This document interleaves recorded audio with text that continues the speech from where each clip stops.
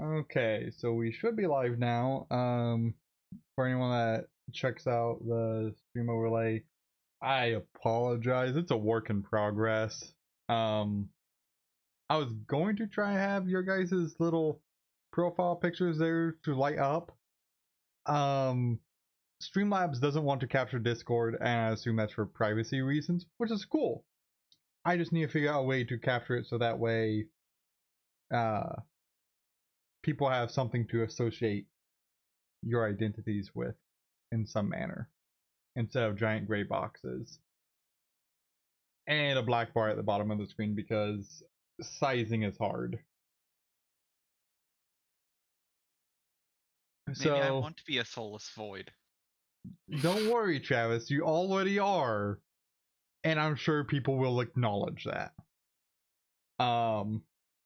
We are going to be down Bree today. She's not going to be joining us. We do, however, have Ashe, the stream member that was missing last week. So I think you mean podcast member. Yeah, that was probably a better choice of words. I went to speak and then my mind went blank and was only a mild problem. And this is why that people appear smarter before they open their mouths. Well, yes.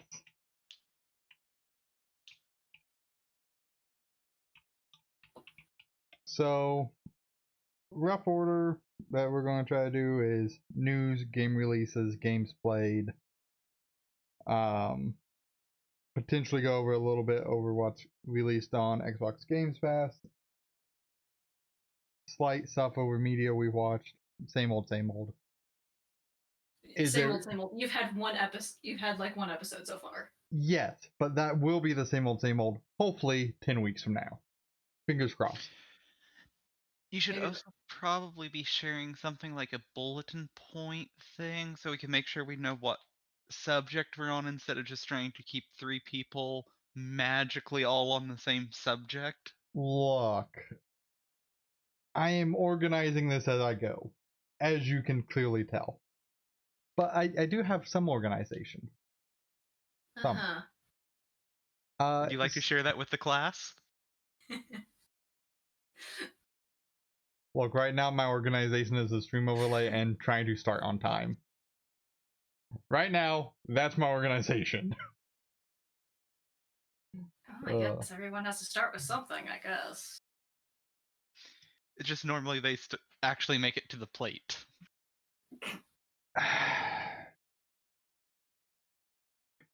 And this is why it's healer abuse. Okay. Is there any big news talking points that you guys would like to talk about first? Because I got a couple, but I want to make sure I address why you guys kind of have. If what I've seen on social media is correct, Halo Infinite's multiplayer will be free to play in 120 frames per second on Xbox Series X. Yeah, that was actually going to be a really big talking point. And I wish Bree was here to discuss it because I'd be interested in her take on it. I know that Ashe doesn't really do FPS competitive shooters or anything like that. Based off of what I was hearing last night, you don't either. I do, I'm just bad. Yeah. I'm Go ahead. But see, I'm worse than you, Tyler. No matter what anyone says, I am worse than you. The one time I played a first-person shooter game, I ran out of ammo within 5 minutes and couldn't continue on because there was no ammo left. Just saying. Do you have the same issue with third person? I don't play third person. Just curious. It was a fair question. I don't think I've ever played a third-person shooter game. I played a first-person shooter game once. That ended up well. Well's a word, yeah. So, in regards to Halo Infinite multiplayer being free to play, that's a really big deal and kind of terrifying in my opinion. And the primary concerns I have with it is going to at least in part involve microtransactions and the role it's going to play in Halo Infinite. But there's also some concern about potential of hackers to be in the community with no barrier of entry, right? It's on PC. There is still usually like a barrier of entry though, like you need to actually own the game. So if someone's Microsoft It's on account, PC. Pirating is much easier on PC. well, yes, it is definitely easier on PC, but So where's that barrier of entry? because there is still a barrier of entry. Like if you go to pirate a game, like you actually have to pirate it, and that becomes a little bit harder when it needs to be tied to I would presume an Xbox game ID or gamer tag. I don't know why is it game ID, but because you can just create Microsoft accounts and get a gamer tag, there is really no barrier of entry to the multiplayer on Halo Infinite. And I'm not too concerned about the hacker problem. I hope that they have a decent enough cheat detection that it'll be able to handle it. I am concerned about the microtransactions because with Halo Infinite being on Game Pass, anyone that has Game Pass can just play the campaign and that's fine. But I wonder how they're going to do the microtransactions. It's gotta be like cosmetic stuff. I don't see what else they will really be able to do with that, considering that they said that there's not going to be any kind of real money loot boxes in the game, which is great. That's good because loot boxes are a scam anyway. Oh yeah, no, those I'm surprised Loot we've boxes are love. Loot boxes are life. The only loot box I will ever play into is called I Can't Believe It's Not Gambling the Game, which is literally all about opening loot boxes. Yeah, I'm wondering what their monetization is going to be because they're claiming that the Spartan customization is going to be as good or better than Reach's, but I wonder how it's going to get reconciled. Do we think that it's going to release as a giant dumpster fire, or do we think? Okay, clear-cut decision there. I think the microtransactions is going to concern people day one. I think that's going to be a big thing. I mean, Halo 5 had issues with its Rex system, so it's safe to say Infinite will have issues as well. Now they ended up in a decent place with 5. Last I'd heard from like a community standpoint. I hope that they will be able to do the same with Infinite. I think having the multiplayer be free to play could hopefully bring a large player base to it, and hopefully that player base stays. Based off of the fact that it looks like a Xbox 360 game, probably not. Yeah, people are, I would argue, justifiably concerned about the amount of effort that's clearly been made on graphics. And I know heard that most media companies also got in on mocking Infinite. Oh yeah. You had what company mocked them? Domino's? Yeah, Domino's. Domino's was like, "Hey, here is current gen pizza. Here's next gen pizza," with the next gen pizza being pixelated, and like they just called out Halo Infinite so hard. And I think it was specifically Domino's UK. Well, now I have to go eat Domino's. I don't mind them going back towards a more classic Halo style of graphics, as long as like the attention to detail is still there. And I think based on the textures and everything, that the details are not really there right now. I do think that the amount of backlash that 343 has got has concerned them enough that they may enter really hard crunch time to try and fix all of that. So I feel terrible for their VFX department, but they did go in and defend like, hey, the visual choice we've made, we're very happy with. So it's incredibly interesting. Now, with Halo, how do I want to put it? With Game Pass and with Halo Infinite multiplayer being free to play, it's likely that Xbox Live Gold is most likely going to drop its necessity for online play, at least to some extent, or for at least some titles. So the question becomes, why would you buy an Xbox Series X? Do you have any Convenience of a reasons? console.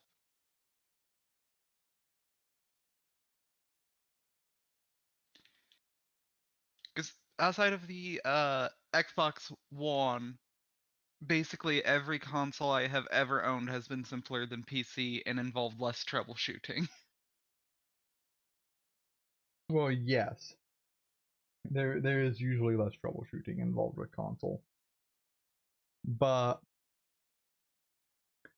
unless you are already on Xbox, and unless you are not a PC gamer and you're into Halo, you have Fable, and I feel like there's maybe like one other title that really kind of stands out. No, Microsoft basically has nothing for exclusives. Yeah, and if you're on PC and you want to play it, just buy Game Pass instead of buying the console. Or you can purchase it on PC and play on PC. There's no reason for a PC gamer at this point to even consider an Xbox as a console. And the game lineup they have is lukewarm at best right now. Whereas PlayStation 5 had a hell of a launch party and got a lot of hype built up for really visually impressive games and a lot of story driven content. So I'm pretty sure that you're going to go with PlayStation 5 anyhow, right, Travis? Undecided. Really? So you might get an Xbox Series X?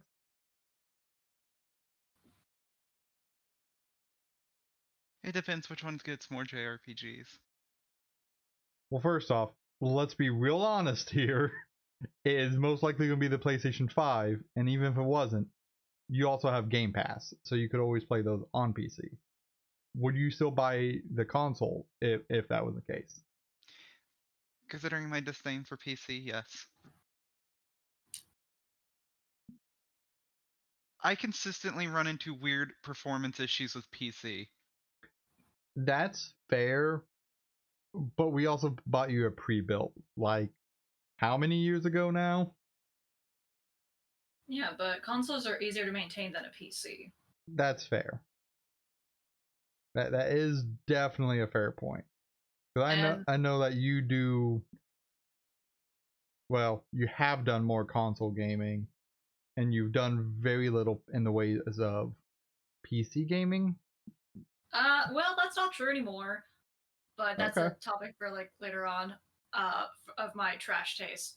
But as for me, there's no way in the 9 realms of hell I will ever buy an Xbox ever because Okay, your trash taste can't be worse than my trash taste. yeah, I play reverse harem otome anime visual novel games, so try me.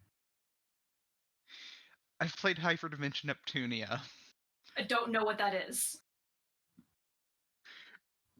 About the same tier of garbage, I think. Yeah, you guys are probably pretty close on garbage tier, but different types. That's fair. Anyway, yeah, I hate Xbox with a passion. Not for any particular reason. I just hate it because they've never had any games that have ever interested me ever. That being said, I also really don't want to buy a PS5 because unless what I'm hearing is true about the fact of on PS5 they might have on PlayStation Now backwards compatibility for PS1, PS2, and PS3 games. If that ends up being true, I will buy a PS5 because I can't buy PS2 games that I want without spending $60 to $200 per game. Yeah, it depending on how big the backwards compatibility ends up being, it's a game changer because I know Xbox Series X is supposed to have decent backwards compatibility, but It's all current backwards compatible titles. yeah. But like if PS5 releases a thing like, oh yeah, we have like these PS2 games and they're like, games I want to play really badly because can't buy them without spending $60+, I will buy a PS5 eventually. Oh yeah, that's an absolute buy at that point. But first I want to buy actual gaming PC so I can play a couple of Tales games on Steam first. Also fair and valid. Yeah, this console war, quote unquote, like we discussed on last time. It's not really a war right now. They like you said last time, they all have their niches in like different areas. Yeah, Xbox is purely like a media box at this point. There's not any good reason to really go in on that as a more involved gamer, I think. Well, except for those who hate PCs with a burning passion. Yeah, but even then, at that point, you're probably better off spending your money. If you're only going to buy one, it really seems like the PS5 is the way to go. You will get a lot more interesting exclusives, and a lot of interesting first party titles. So I can't vouch for this because I understand about nothing when it comes to power, but I know people are acting like the power gap between the PS5 and Series X is smaller than that of the One and PS4. Well, supposedly, right? You have these consoles which are both supposedly incredibly powerful, and PlayStation 5's Expo had everything captured on a PS5 and from gameplay or in engine, which Xbox didn't do. Like they ran Halo Infinite on a Series X power level PC, and they had the pop in, they had the poor stuff, and that speaks more to that game than anything. But Microsoft has really hyped that game, and it's their big launch title. If we're probably being very honest about it, so for that to be a concerning letdown is going to possibly hit Microsoft really hard. So I think PS5 is going to outsell the Xbox Series X. If I had to take a guess, 2-1. Probably initially, but there is always a chance, to be fair to Microsoft, I guess, that they could come out with some exclusive amazing title and then everyone flocks over to the Xbox. They could. And if they didn't have Xbox Game Pass, I think you would have a very valid point. So, I mean this purely as a joke, but I think the only title that could magically get everyone to flock over would be Final Fantasy VII Remake Part 2, and we Oh both know God! that's not going to happen. Can you imagine if that was to ever occur? Hey, it is a possibility now that Square Enix has officially put a game onto the Xbox. So I mean, it's a possibility. But yeah, I mean, like even Square Enix if has put a lot of games on Xbox. The issue being is I'm pretty sure Sony's paid for exclusivity for like at least for part 1 for like a whole year. Oh, I was meaning more of like on release. Kingdom Hearts 3 was on Xbox One. I'm pretty sure 15 was also there. I don't pay attention to Final Fantasy because I don't give a damn about it. Yeah, Ashe is not big on turn-based battles. No, I detest them. There was nothing turn-based about 15, and it would have been better if it was turn-based. Well, yes, that's probably true as well. But for example, the Master Chief Collection on Steam has 20,000 people in game right now. That's just Steam. That's not including through Xbox Game Pass on PC. It's called Halo 3 Custom Games. Shouldn't really be that surprising. Well, there is definitely that, but I think there is also a really big just multiplayer community going on in that game still. No, I think it's Halo 3 Custom Games. Well, there's a lot there, but I did an invasion last night and I didn't have any problems. I was playing at like 2:30 in the morning. And invasion was not like a super popular mode.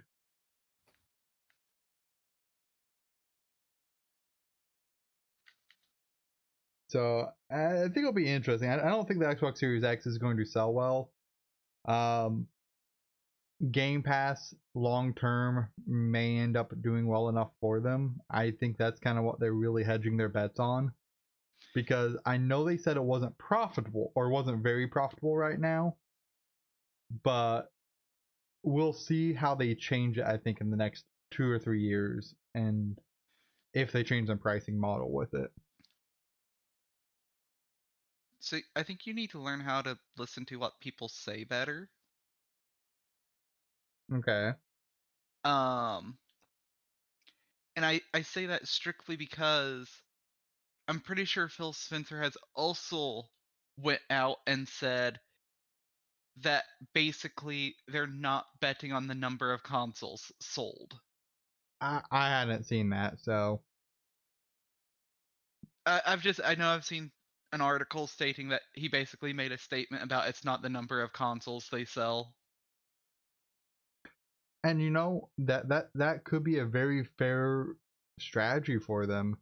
And if they are able to continue doing good with Game Pass, I think that'll do a lot for them because Game Pass right now is a really good value if you don't want to spend $60 per AAA game or whatever to get that experience. It's a great option for it. But downside is you don't own the game. So like when they go off, even you can buy them. I think they need to make it more clear when games are headed off their platform. I know I have seen soon leaving on there before, but I think it does need to be kind of kept up with a little bit more there. Now, continuing on with the trend of the consoles and the big game companies, how about those Nintendo leaks that occurred this week? Have you guys seen anything on those? Are we talking about L is real? Well, I mean, El is real, Raptor Yoshi, just all of the different Nintendo stuff that's kind of leaked out this past week. I've paid no attention to. Okay. So, first off, I think everyone needs to see Raptor Yoshi. So, let me find an image of that for us.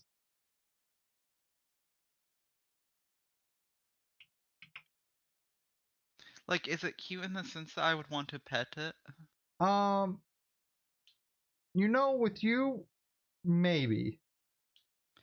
Or is it more eldritch horror that you just burn with fire?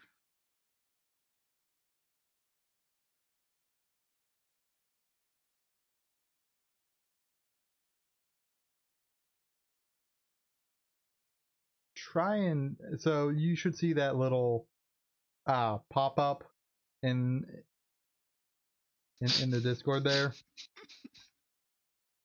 Yeah, that's apparently a beta model of what Yoshi could have been.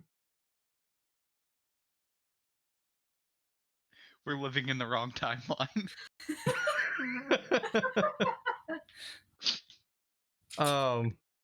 So yeah, watching some of the animations of that thing is We're living in the wrong timeline. We need to go back. Are you saying you want this to exist? Yes. Maybe then Yoshi would get the respect it deserves instead of being a suicide horse. No, it would. I think they would still probably kept it the same.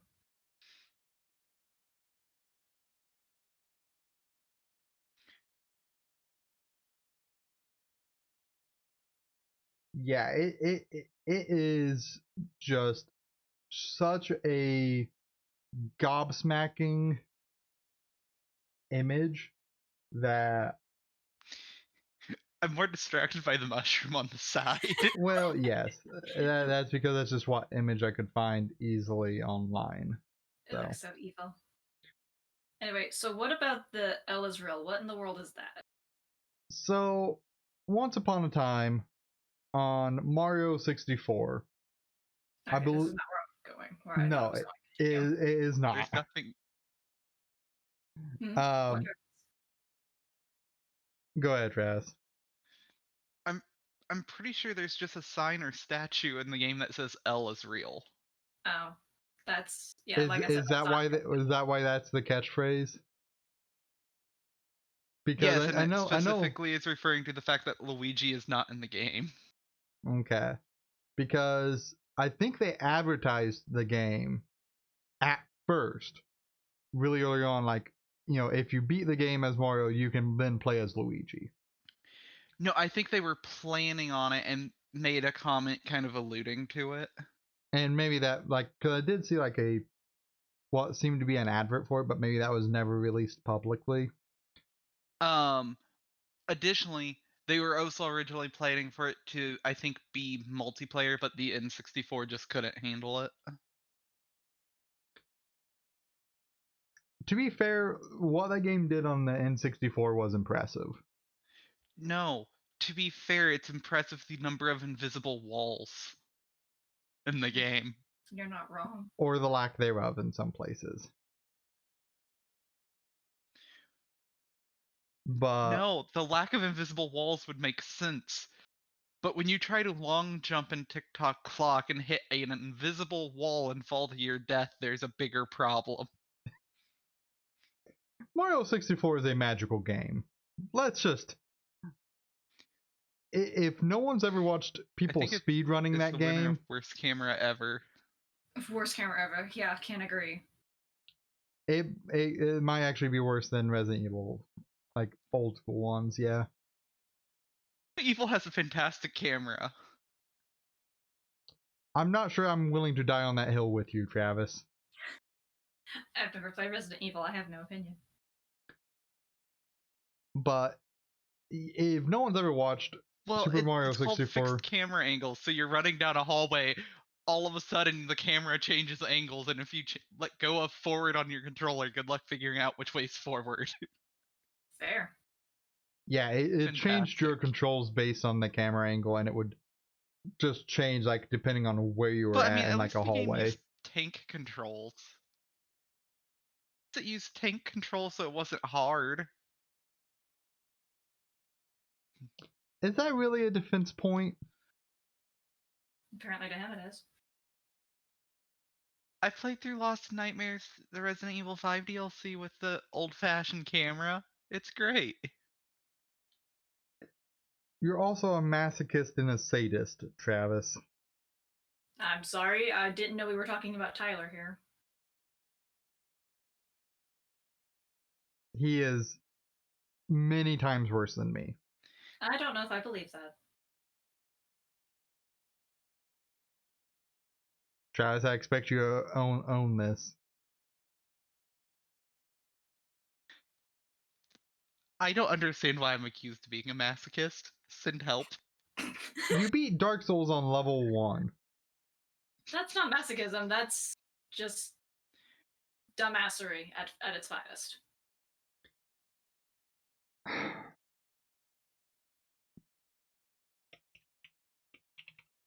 I can't vouch for how difficult Dark Souls is because I've never played or seen the thing, but people have beaten Kingdom Hearts, like what, 2.5, 3 on critical mode level 1.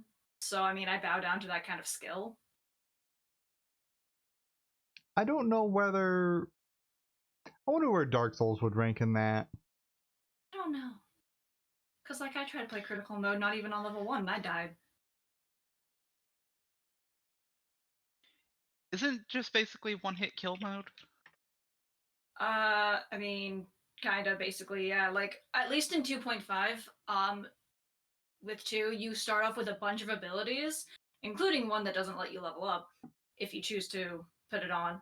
But yeah, like the enemies have twice as much attack power, twice as much health. You have half your health, half your attack power.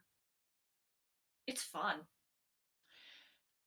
I can't vouch to that because I've never played a good Kingdom Hearts game. I'll fight you. Anyway, continue. Look, I will still stand by that Train of Memories was a good Kingdom Hearts game. I will fight you too. Continue on. I said I never played a good one. And I which said ones have you played? Chain of Memory. No, I'm saying Train of Memories is a good one. And It I'm is a saying it fun isn't. experience. It is a fun experience, you know, and one that I would recommend to people to play. I ran out of cards and couldn't beat a boss. It is objectively bad. The Game Boy Okay, Advance one is maybe a little janky. Okay, if you play the Game Boy Advance one, that's understandable why you would hate it. The remake is a lot better. At least in the sense of it's easier to balance out the amount of cards you can buy and your points and all that jazz if you know what you're doing. If you don't know what you're doing and you just put all your stuff into not getting points or card slots and points available for your card deck, obviously you're gonna fuck up and fail on a boss. I can't say much. I have no skill.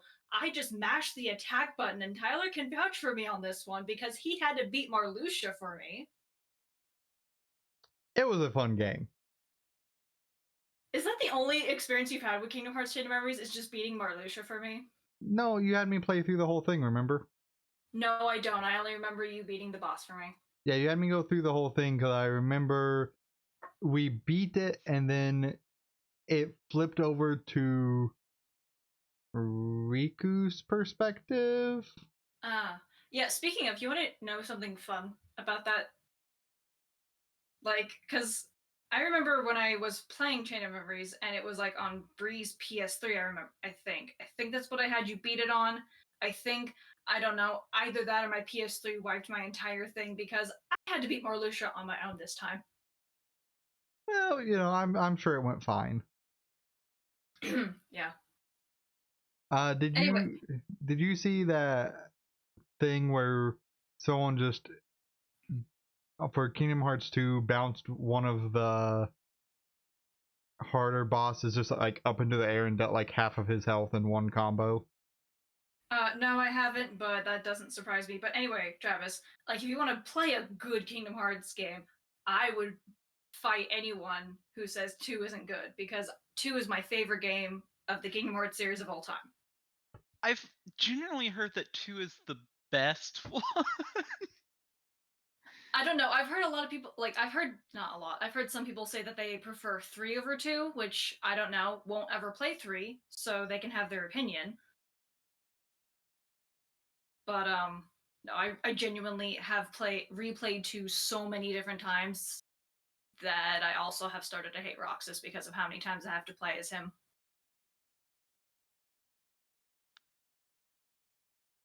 I'm not sure if that's a good thing.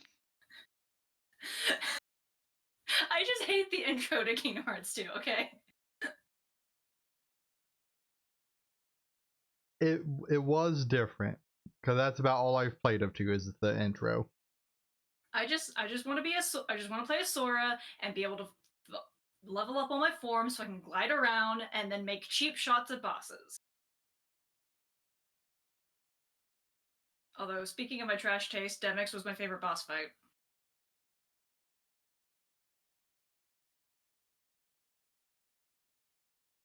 Definitely fair. No, it's not. A lot of people actually hate the Demix fight. I never really got super involved with Kingdom Hearts, so I don't have a lot of strong opinions about it. The first one I ever played was totally Train of Memories, and I enjoyed it. And then I played Train of Memories for the PS2, and I still enjoyed it. So my opinion is very contrary. I do know that you had me beat one as well. Oh yeah, but that one wasn't because I couldn't beat it. That was just because I wanted you to enjoy the torment of it.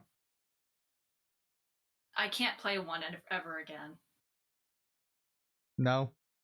No, I really hate the controls.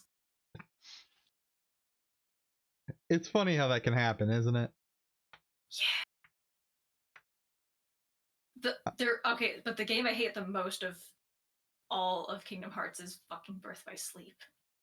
Don't get me wrong, love the story, hate the controls. Never played it. I can't mash the attack button, therefore I hate it. That would be problematic in a lot of different games, so... Which is why I can't play shooters. But you can mash the attack button in shooters. No, I run out of ammo and then there's no ammo around and I'm doomed. I mean, you could still mash the attack button. It won't do me any good. What am I gonna do? Just... Oh, there's nothing shooting at you. Oh, I'm dead now. To be fair, he didn't say it would do you any good. Just mash the melee button. Oh yes, while they're shooting at me from afar, yes, those will go splendidly. That's what flashbangs are for. Make them count. Okay, I think that's the problem that we're having in the first place, Traz, is making things count. But what about if it's a game that you don't have any other option but to shoot a gun? Then we're back to making it count, and again, that's the problem. I have yet to play, I think, any game that requires you to use a gun with limited ammo that does not provide a melee option. If I remember correctly, Dirge of Cerberus. That's all I had in the first 5 minutes of the game was a gun, and I ran out of ammo because I suck. Wait. Never played that one. There's ammo in that game?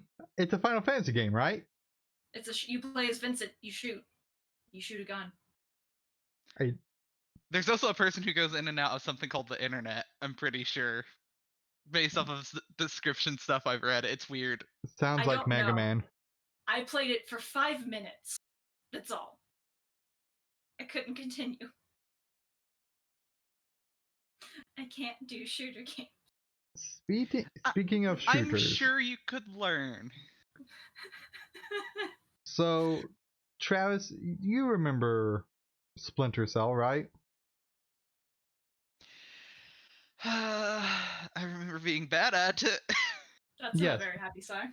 Well, Splinter Cell is a game that a friend of ours growing up played a lot of.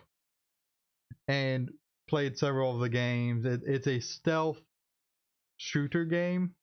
Oh, Jesus. Things I don't do well with. Stealth and shooting. So, there's not been a Splinter Cell game in a long time.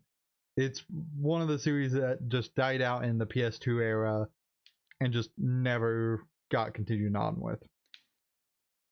I'm not for sure if that's true. Was there a PS3? I think there was one for the PS3 and like 360. Okay. I could be wrong there. One. Apparently there is a I think it might actually even be confirmed that it's getting an anime series. Say what? Hang on, I'm looking this shit up now. The problem is like the people who like Splinter Cell really don't care about that. They just want another game. Oh, of course it's being made. It's a go at Netflix. So Yeah. Netflix is known for being hit or miss. Yeah, So like I'm not surprised. I think if a game released with it, people would be cool with it. But because No. there's not been a game for so long, because I don't even know when the last Splinter Cell game was released. If I had to wager a guess, it would probably be like maybe 2011-ish. Let me look.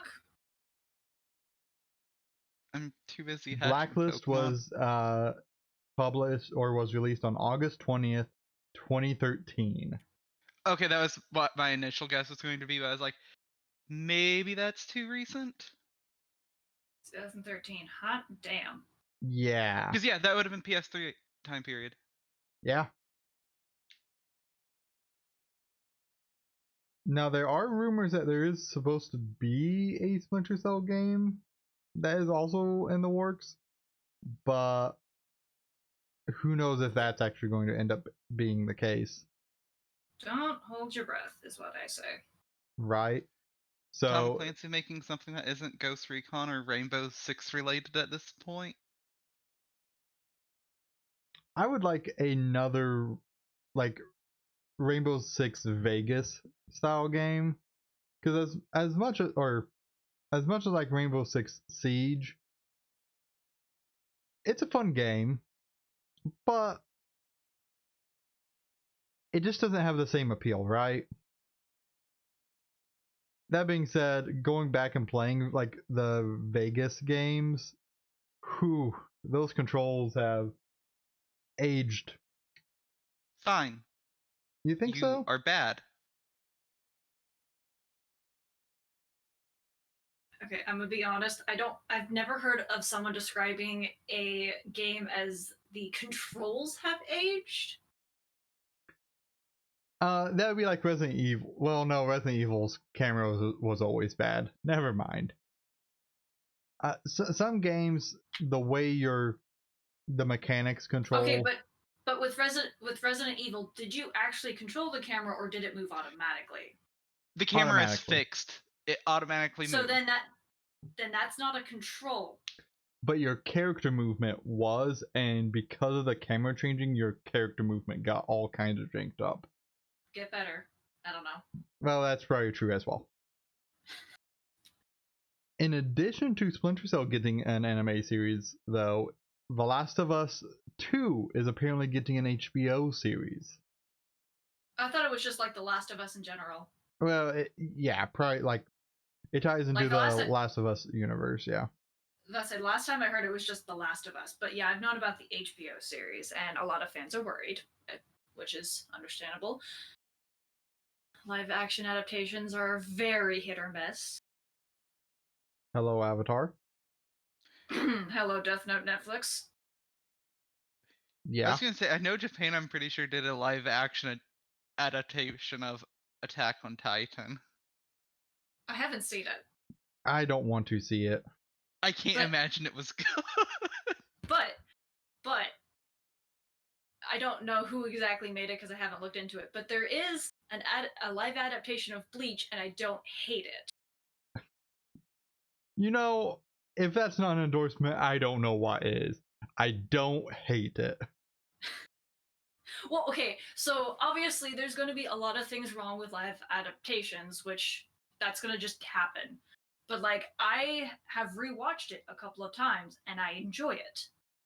Is the CGI the best? No. Do I care? Also no. I mean this as a joke since I don't actually watch movies, but I heard Dragon Ball Evolution was pretty great.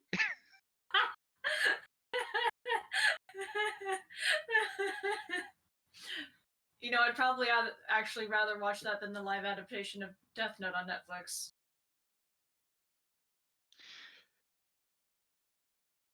You know, Okay. that's a statement. And the fact that they're making a sequel to that is astonishing. A sequel to what? Death Note Netflix. Oh God. I don't know where the fuck they're gonna go. They already fucked it up. Yeah. Non-canon material.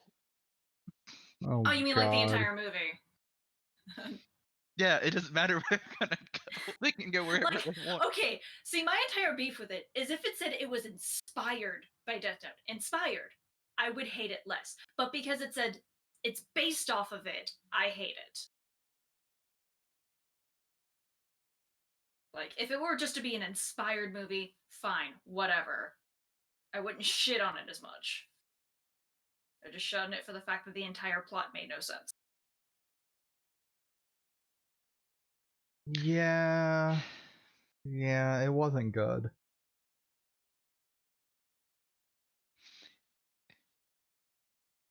Now, we do also have an Amazon sale going on where Switch games are on, a variety of sales.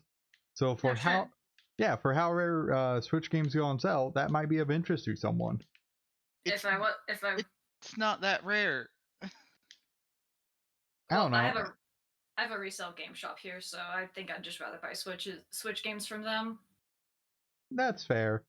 I Now, if you know. said Nintendo games, like as in Nintendo's first parties were on sale, that would be something else. But Switch games go on sale all the time. Let me see if I've. Cause I was looking Speak, at the games that were on sale. speaking of, Super Mario Party is 17% off right now. So yeah, some of the Mario games are actually on sale.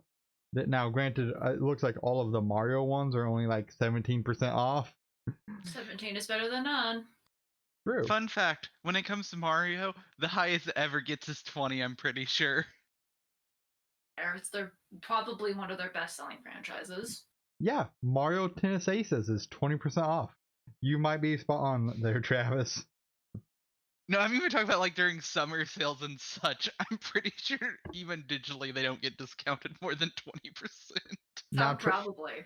Trials of Mana is 26% off though. That's a Square Enix game. Doesn't count. Well, no, but that's relatively new, so that's not a bad price on it. And then Speaking of, I want Switches to come back into stock already. yeah, Can't you just go out, find a tree, and get a Switch? we're going to switch you, Travis. Trails of Cold Steel 3, the extracurricular edition is 20% off. I don't know what that has in it. I just want to buy a Switch so I can play my trash anime visual novels. And you deserve to be able to do so.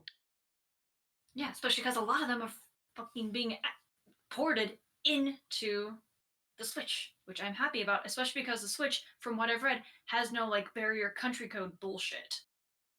So that means I can fully enjoy something in Japanese and not understand a damn thing, but just enjoy it. I don't know. And I don't know anything on that. Do you, Travis?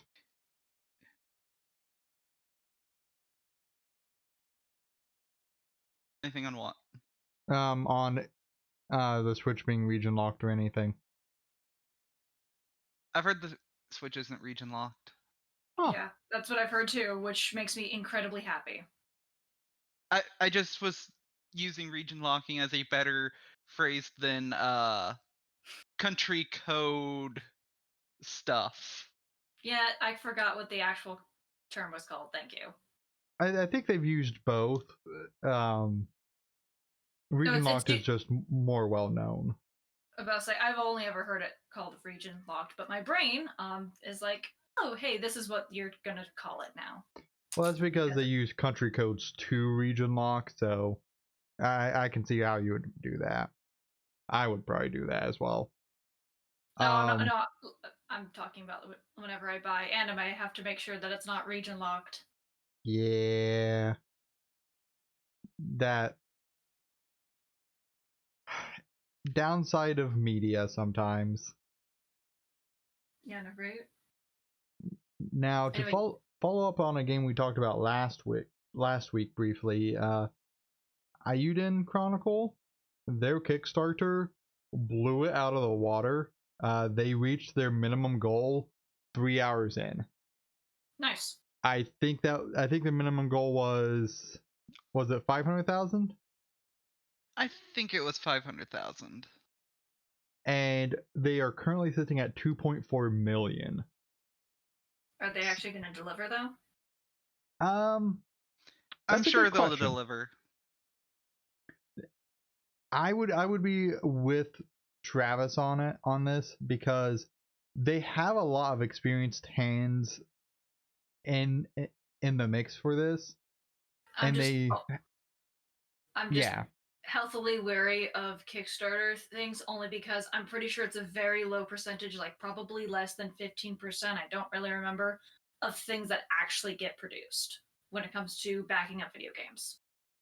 So, from my understanding, because I've looked at the page, they have several other companies that have agreed to help them, but they've also went ahead and made sure that any company that they've basically tried to see if they could secure help from potentially, none of them can push for, oh, we want it on Switch, oh, we want it on Xbox, let's say, as an exclusive. They're basically trying to make sure no matter what, no platform ends up being, in air quotes, preferred. And they've also worked with people who are going to be, I think, making the physical copies to ensure that physical copies will get shipped before it goes live digitally. So that people who back it don't end up potentially waiting months and months. they have also said that they have the purpose of the Kickstarter was to help show that there is community interest in these kinds of games still, and that if they got that funding, that they would have additional funding from those sources, along with funding that they are personally committing into it as well. So, in other words, it has no excuse to suck. Well, it could suck, but they have the team of people. No. If they have, like, I don't know how much games cost to make, obviously, but like if they have companies backing them and they have like over $2 million or whatever you said from people funding it, there's no reason why the controls should suck, why at least the story should suck, why the graphics should suck.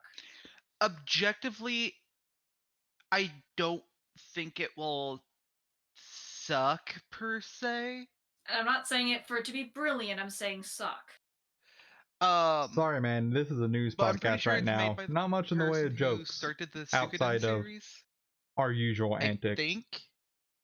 Hmm. So, in theory, assuming they can at least emulate what they've created before, people will consider it a success Okay. in Suikoden 1 and 2. Yeah, and they have a lot of the they have at least a lot of the people that did the game design and the story of those games on board. So I think it's if you a actually good look chance at of the doing well. Kickstarter stuff, mention that there's over 100 characters instead of 108 in specifically. Well, Because with Suikoden 1 and 2, there was 108 Stars of Destiny. Yeah, they're working towards that 108 In though. the case of 2, I'm going to say in Suikoden 2, there was actually, I think, 1 or 2 side people you could pick up instead. It's like 4 other things that you could pick up that while it would prevent you from getting all 108 stars, there was just other party members. I've had my name, I don't know, 3, 4, or And specifically, we're referencing probably the fact 5, that there 6 was years now 108 is actually how long I've been using the name. in the Got on a couple first 2 different games that platforms. the game is supposed to be a spiritual successor to. I've never played any of these games, so You would probably hate them Hate because it. yeah, it's a turn-based JRPG where you collect a bunch of people to make an army and build up a resistance force usually. that does sound stupid. But love the art style of the game. One of the evil bosses ever. Not a chance. Sorry, Let's burn not a for village sale. and tell someone to crawl around like a pig and then kill them anyhow. Sounds fun. That was like in one of the intro scenes, wasn't it? Yeah, it's super, super early. Yeah, I look forward to it, even though it's probably gonna be like 2-3 years out. You know, it's going to be a title that I look forward to as it gets closer. I can't say much. I actually did kickstart back a game, and No it's amount, been not for almost 2 sale. years later. Thankfully, they're still working on it, but I'm like, just want to play the game. Yeah, I So again, like I said, I have no faith something will come out of it because again, they're mhm. currently only planning for PC. I think they've reached the stretch goal to get Sorry, man. One of the few names that I have Xbox actually kind One, of Series came up with X, myself, and that doesn't PS4, happen PS5, often. and Nintendo's next console. Yeah, whatever that ends up being. Switch 2.0. That's what they're hoping. I think that's Nintendo's like they need to hammer that niche as hard as they can. So, okay, other than maybe like the processing power, what could actually be improved upon on this Switch at all? I'm just curious. Probably Since I, Controller drift. yeah, controller drift and the Joy-Con like overall durability. They, in my opinion, like it's too easy to slide them up when they're locked. So like you can actually damage the Joy-Cons pretty easily like that. Um, I was just curious because I have yet to play the Switch, obviously. So yeah, processing power and honestly more internal and better, more internal storage and better battery life. Those would be the biggest things that they really need to do. They can't hardly improve battery life though. Not right now. That being said, some interesting battery breakthroughs are potentially on the cusp of happening. They still can't hardly improve battery life though. Well, those batteries would be able to hold a lot more of a charge for what they'd be The issue doing. though is once you increase the processing power, the additional power consumption. Well, no, like the battery breakthroughs are like so many folds better than what we're using now. Like it would be. It would still probably not be much better. I don't know. They're talking like 90 times better than current battery technology. That's fine if they say it's 90 times better. That just means presumably in handheld mode there's not a massive decrease in visual quality. Well, I mean, you'd also probably see more like a 30-hour battery life. But we'll see what happens.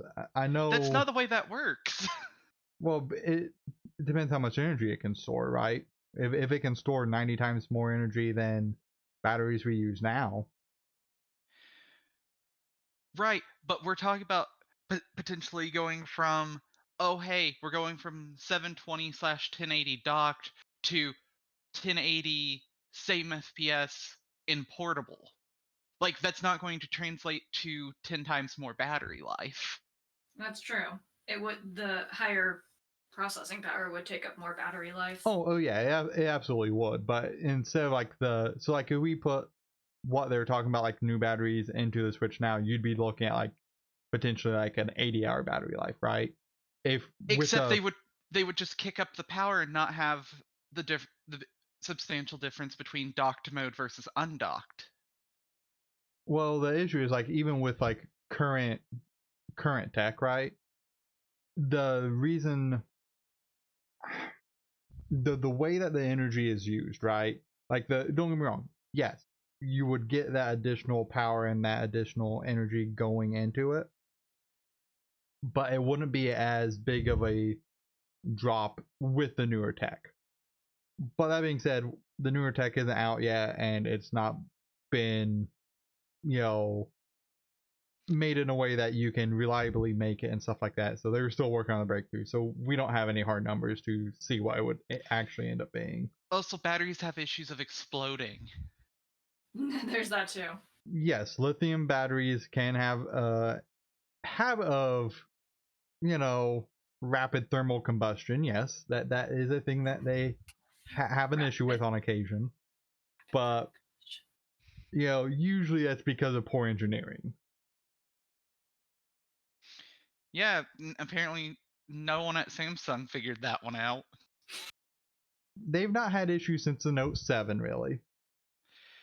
Yeah, but it was a known issue long before that. Well, yes, that's why you have corporate money pinchers that are problems. Speaking of lithium explosions, if you actually set the lithium of a battery on fire, did you know that the flames are kind of like purpley magenta? They're also probably toxic.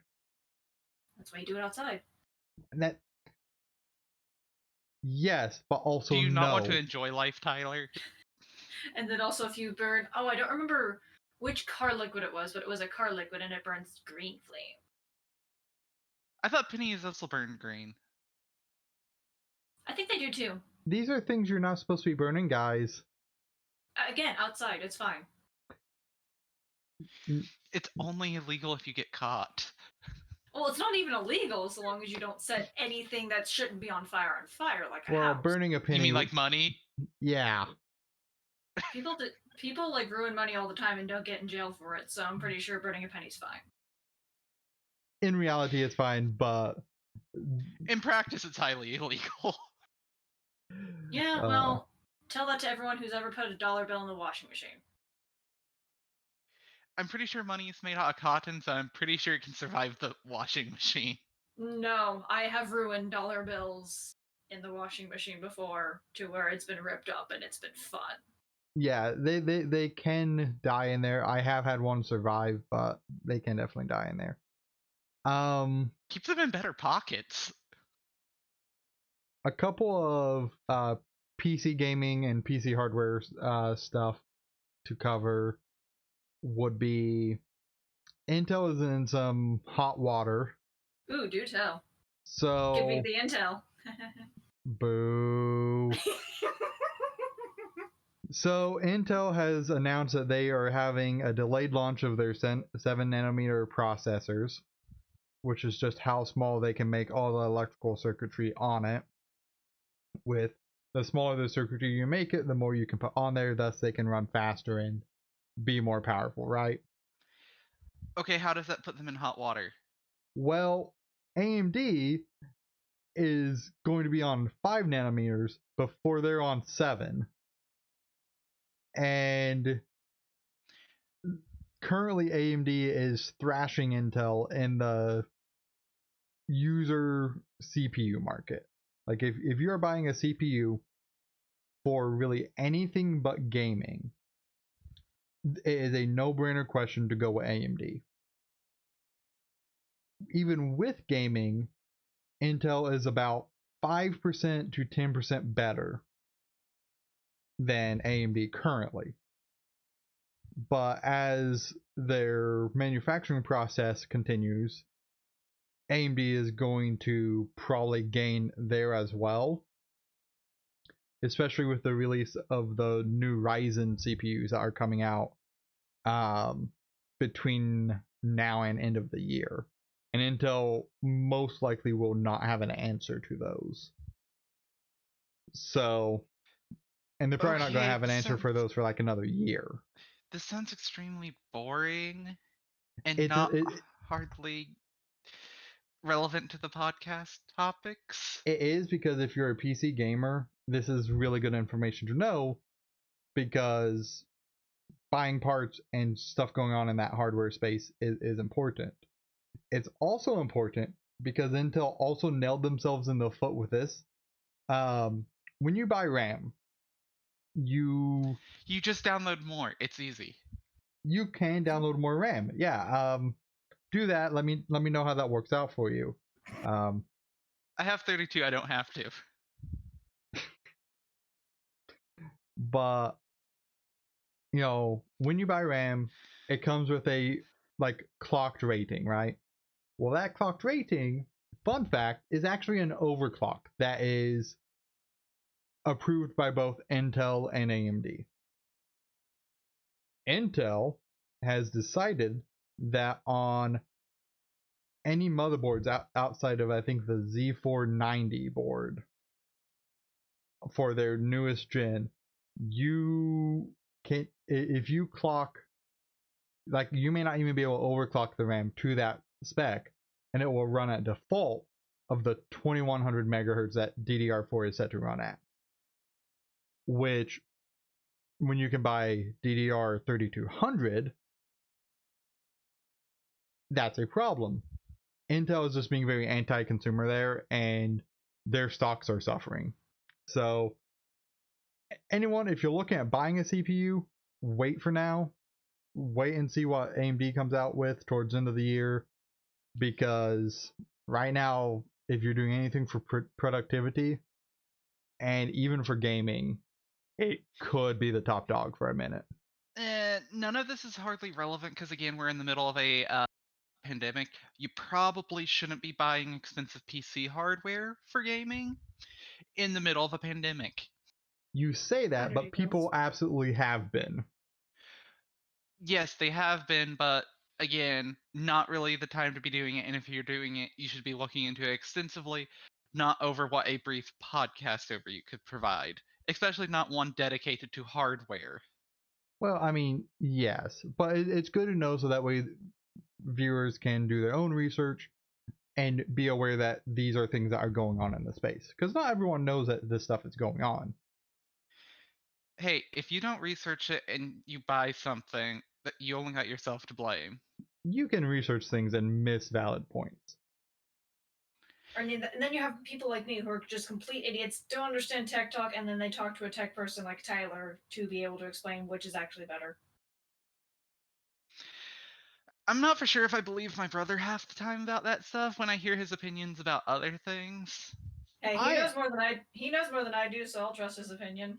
I am fairly decent on PC hardware. I am in IT, so I do have an understanding of how these things kind of work. Gods, I'd hope so. Otherwise, what the fuck? Right? My job would be in so much trouble. You have to take the square piece and shove it in the circular hole. Oh, jeez. I'm going to assume he is talking about the CPU and shoving it into a fan. That's what I'm assuming Jess is talking about at this point. Let's hope. No, let's not hope, because that's not what you would do. That would be bad. Well, there are worse things they could try to fit, like any kind of misshapen object to another misshapen hole. For PC parts, if you are trying to put your processor anywhere other than where it goes, there is hardly anything worse you can be doing. Not even sticking a fork into an electric socket? I said for PC hardware. I did disclaimer that. Okay, fine. Sticking a knife into something in a PC. Like the RAM slot. Probably less dangerous to your overall computer than doing anything with a CPU where it doesn't belong. Probably less dangerous. You might sort out that RAM slot, but your computer would still, in theory, run. You wouldn't. I would not imagine you would get shocked through the knife. Don't test it. I mean, disclaimer: do not try anything that we're talking about at home. Just don't do it. No. What I was gonna say is there's something actually even worse than I thought of to do to your PC and then to take a bath with it. That would be bad. Exactly. I'd like to think of these worst case scenarios for you. Clearly. Water cooling sprinkler edition. Yes. Perfect. I mean, apparently you can wash keyboards in a dishwasher. And they come out mostly okay. You can cook food in the dishwasher too.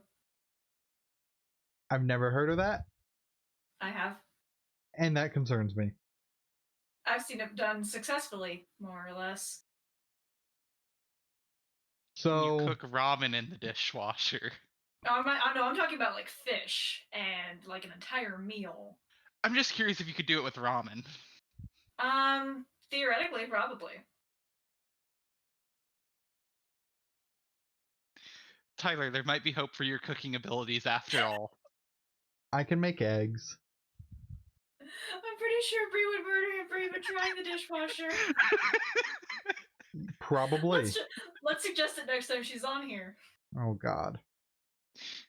You guys will have to remember that because I'm not going to bring it up. I will. I'm writing it down now. So I've got one last big piece of gaming news to, I think, really talk about. Is there anything else that you guys would like to talk about before we bring this one up? Because this one will be a little controversial. Yeah, I know nothing about gaming news, so. I think I'm okay. Okay. So on Twitch, there was some backlash when the U.S. military decided to stream. Okay, nope, we're not bringing that one up. No, this is worth this is worth going on about. No, that's getting into the realm of political. We are not going there. Okay, you can abstain from the conversation.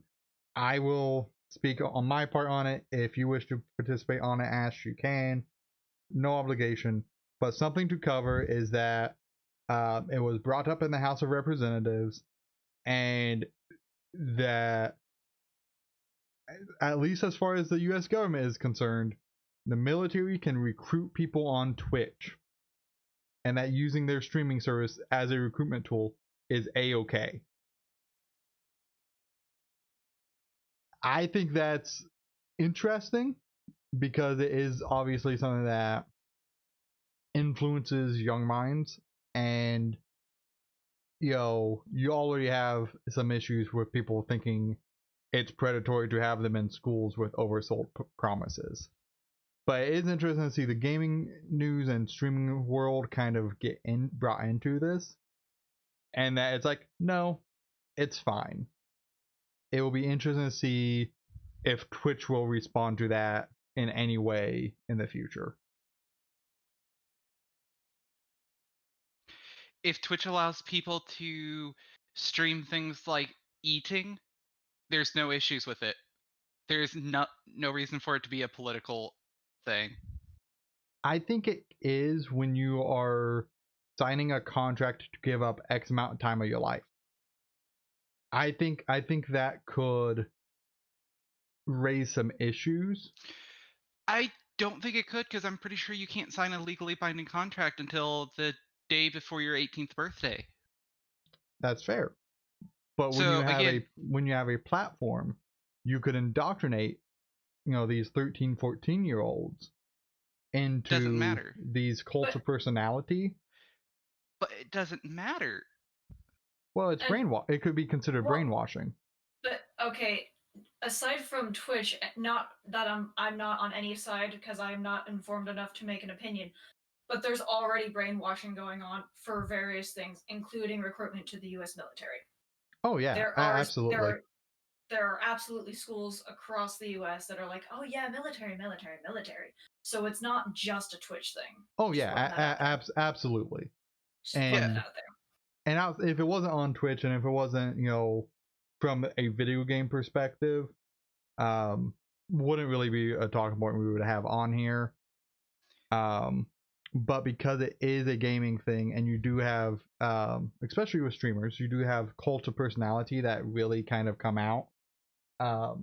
Looking at like Dr. Disrespect, Jake Paul on YouTube, you get these cults of personalities where people follow people for years. It was not unreasonable to imagine a world where they have a, streaming personality team that is all about breeding that cult of personality into essentially a continuous stream for the army. Well, then that also, when you think about it, delves into the issue of how regulated should people be on the internet via their parents. Yeah, that delves into that on like, if, again, I'm not trying to make any kind of claim or any kind of side. I'm just pointing out what I think. Parents should supervise what their children watch on the internet. It's been stated 1,000 times. Yeah. Second point, which in reality, as far as I'm concerned, where this ends, unless Twitch specifically has rules against what can and cannot be done on their platform, it's legal and should have never been brought up to the courts. I think it's worth. I think it's worth talking about, just like Okay, loot then boxes ban are. military shooters because it does the same thing. It's different because it's not state sponsored, right? Like you don't have a. I said military shooters. Call of Duty. Again, it indoctrinates people into thinking military-minded thoughts. But they're not. There's also the like. There's so many things that just nationally promote the military. It's not a issue that pertains to gaming with Twitch. I think it does depend on like how they push it and that. If it's just like an esports team or whatever, like hey, that's fine. But I think there are valid concerns with recruitment because, with your point with Call of Duty, I think that Call of Duty also has some of the grimmer realities, and it doesn't just glorify the military from a real life perspective. Now, granted, some people will see it that way. I understand that, but it's not strictly out to do that.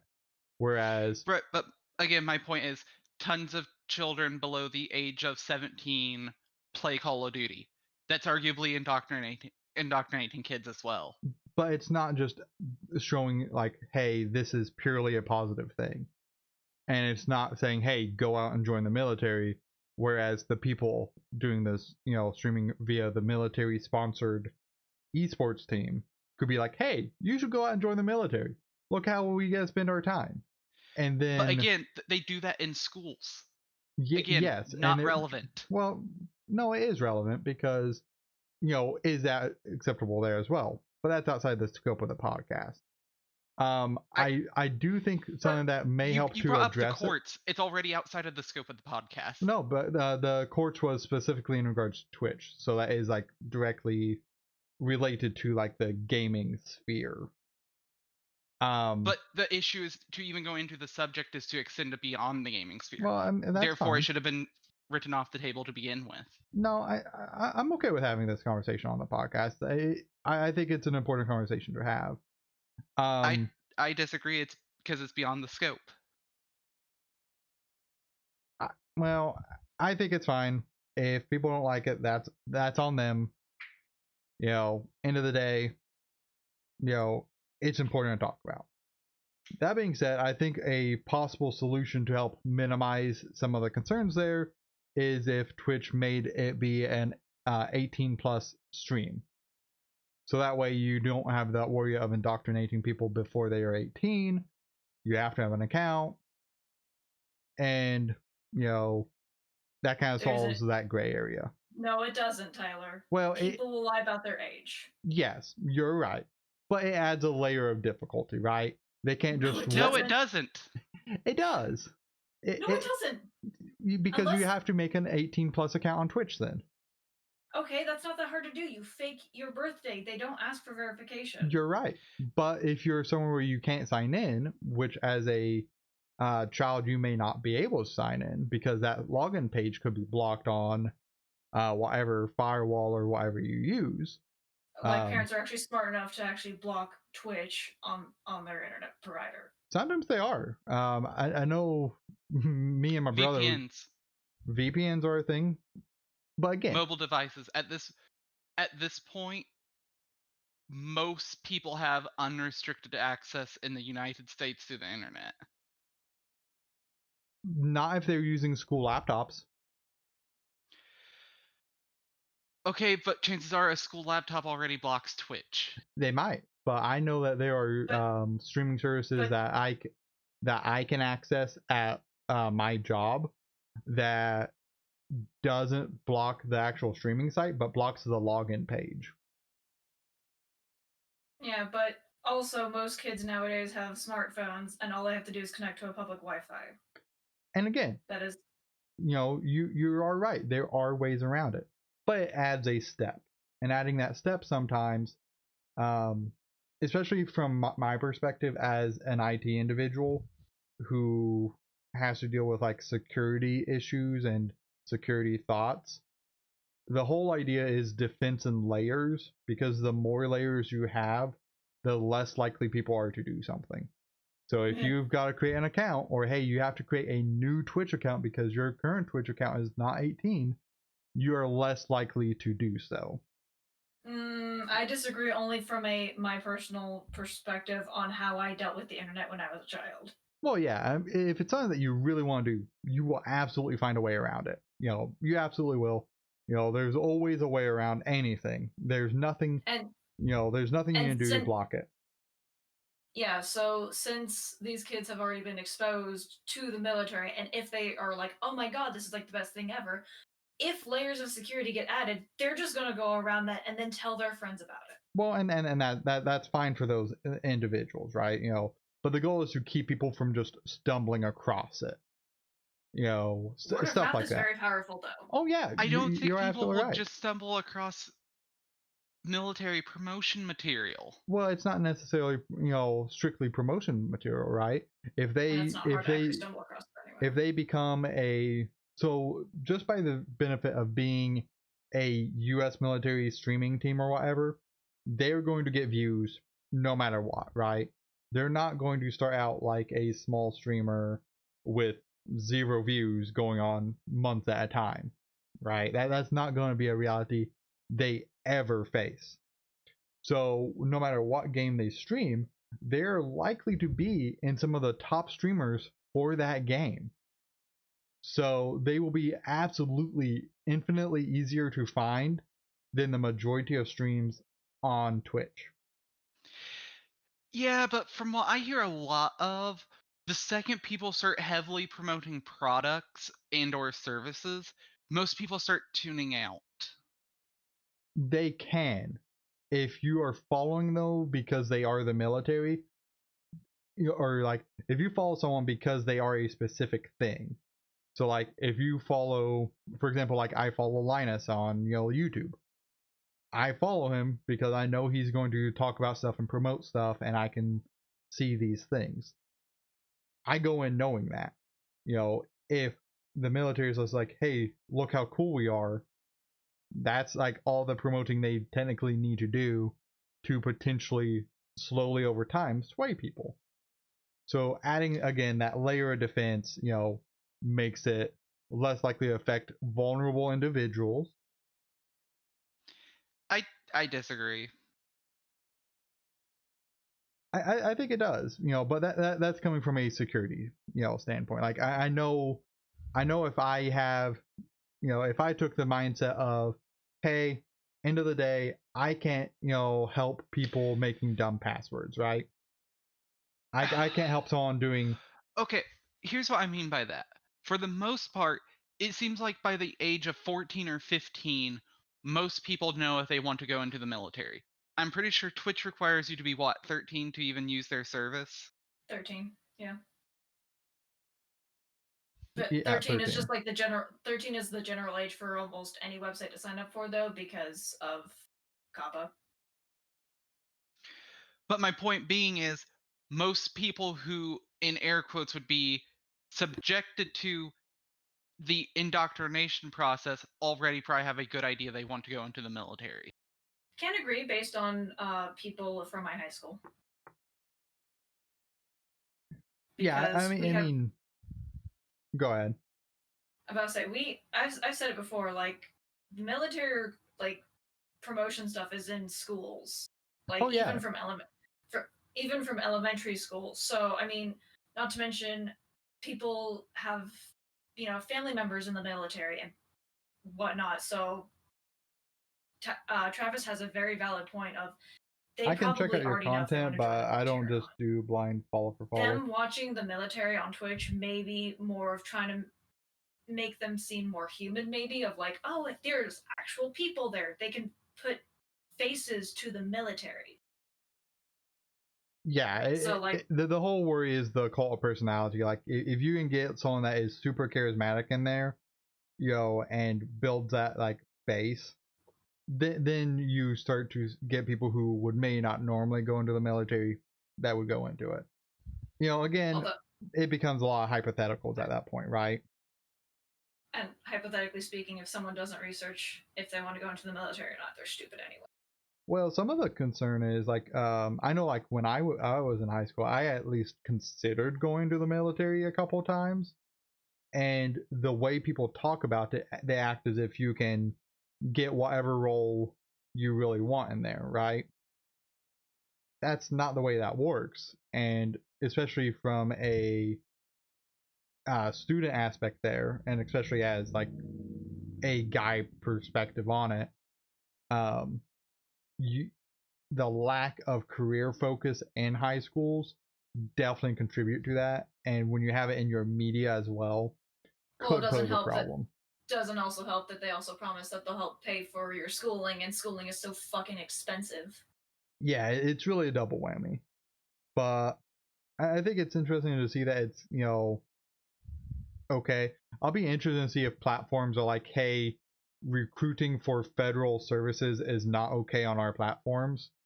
And I would argue that really for any country like it operates in, like, it needs to be clear, like, hey, this can't be used for recruitment. If you have a team, that's cool, but it needs to be clear that recruitment is not okay. Then they'll just find a way around that. Well, yeah, but again, the more layers you have, the less likely it is to occur. It's about minimizing impact, not eliminating it, because you can never eliminate impact. That'll never So here's happen. the issue. So if the military has a sponsor team or whatever, they can literally just put a link to any military page they want. Because again, it would be essentially what teams, like what company sponsors them. In this case, it would be federal military. And then boom, you're at a recruitment page. So I think the best way to do it, the issue is no matter how you look at this, it's outside of the scope of a gaming podcast. I think it's worth at least talking about, which we've talked about. We can let it go from here because I mean we've at least discussed it, and thoughts on it. So again, I think it's outside of the scope of a gaming focused podcast. Well, it was in the gaming sphere, so like I think it was fair to talk about. I disagree. Well, that's fine. I will argue about anything, so I honestly don't care. Most people will argue about anything. So we can now move on to the next part, which is games that are releasing or that have released, right? Awesome, cool. Moving on to better subjects. Yes. So we obviously have Horizon Zero Dawn releases on the 7th. So that should be out next Saturday, right? Okay. Have you played Horizon? Oh no, it's out next Friday. Okay. Have you played Horizon? No. Interesting. I don't consider it to be super relevant to this week. Okay. Well, I just figured I would get your thoughts on like if you was excited for the port or not, because I didn't know if you played the original. Why would I be excited for the port? Okay, I would be wondering if you had thoughts that would be relevant. Cool, more people get to play it. I'm not necessarily about exclusivity. Okay. I again, just asking for opinions, so. But my point is when you bring up something like that, you write yourself into a corner where, fun fact, next Friday you're probably going to bring it up again because it just released. Well, yeah, I will to at least talk about like how it's being received and if it seems to be an okay port. But my point is it doesn't really pertain to this one. Then we don't need to talk about it one week and then bring it up again. Well, if someone had feelings or thoughts, so I would hope again, people have feelings and thoughts. Right? Apparently, Trash, you have no feelings or thoughts about the Horizon Dawn release, so clearly it is irrelevant for you. That's fine.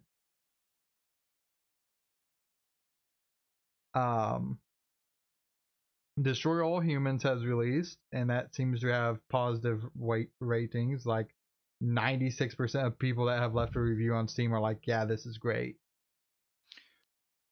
I'm gonna guess most people who and by most I mean roughly 70%, are interested in the remaster, probably played the originals. I do wonder how many people that are interested in the remaster is coming from the original growing up. I definitely think it's a lot. But it's good to see that it's kind of stayed true to it, right? Because I mean, they put a disclaimer in it. did they? Yeah, they literally put a disclaimer stating it was from a different time. Because I know at least one video made a mention of that, saw the disclaimer, and basically stated that it's a game from a different decade and there might be things that people nowadays would consider offensive. Yeah, I mean, to be fair, it was an offensive game, right? Like, it wasn't exactly like, hey, this is a, game that is for everyone. No, no, it wasn't. But, it is good to see that they like, hey, what's in there is in there. It is essentially a port of that with better graphics. And apparently it's doing well, so that's great to see. I hope that we will see more older titles get remasters like that. Because I don't think enough titles do. You have a lot of titles that don't, especially when you look at like Nintendo titles. You just don't see a lot of remasters come out from them of their previous games. Well, I mean, also up until recently, there's been Virtual Console, so there's not been a real reason to do remasters. I assume by recently you mean since the launch of the Switch. Yes. Yeah, the Switch's Virtual Console is really lackluster, and I am. Except it's not Virtual Console. Well, It's the perks of being a Nintendo Online subscriber at this point. well, yes, and I don't feel like the controls are as good as what they really should be for a lot of those titles. But there's also just not a ton of titles that are, outside of your main namesakes. There's not a lot of the other titles on there. They probably would have to pay licensing fees that aren't worth it. I think for like having just like an open library like that, maybe, but I bet with having it as a thing where people could purchase it, they did it on the Wii U, and they had a much larger variety of titles than they do on the Switch. Speaking of, but that wasn't a essentially Game Pass-esque thing that was, oh hey, you are purchasing a Virtual Console title. That's fair. As you were gonna say, Ash? I was about to say, speaking of like licensing and all the games available on Switch, I heard that they have Pokemon Mystery Dungeon. Yes. Oh my god! Finally. Yeah, the first Red Blue Pokemon Mystery Dungeon was remade for Switch. Hell yes. Yeah, I actually own it. I never got to play them, so that's another game I get to buy. Yeah, those are pretty good. You might also like the Chocobo Mystery Dungeon, maybe, if you like Mystery Dungeon games. I don't know. I've never played. I heard that I think Sheer and the Wonder 5 or 4 is getting a Western release on Switch. I'm not familiar with that series. What's that? It's literally, I think, the original Mystery Dungeon series. Oh, is it? Yeah, it's literally the same company that made like the Pokemon titles, and kind of just, from my understanding, really just started the format of the Mystery Dungeon game. So was that? You may know on this. So did the first one of those release before Azure Dreams? I believe so. That being said, things like Azure Dreams and to a lesser extent, I don't know why I'm even bringing this one up. Whatever the Toho game, Ginso Wander or whatever, while they emulate the style, from my understanding, Sheer and the Wander and like the Pokemon Mystery Dungeon, and I think maybe the original like Chocobo Mystery Dungeon, uh, all of those games, I think, are what really started that trend. Because it would have been around the same time period. Because I think they both started around PS1. Yeah, because I know there was a PlayStation 1 version of Azure Dreams and the Game Boy version of Azure Dreams. But I'm pretty sure I beat both versions.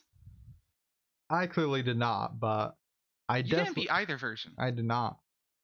But I do think like that is probably the game that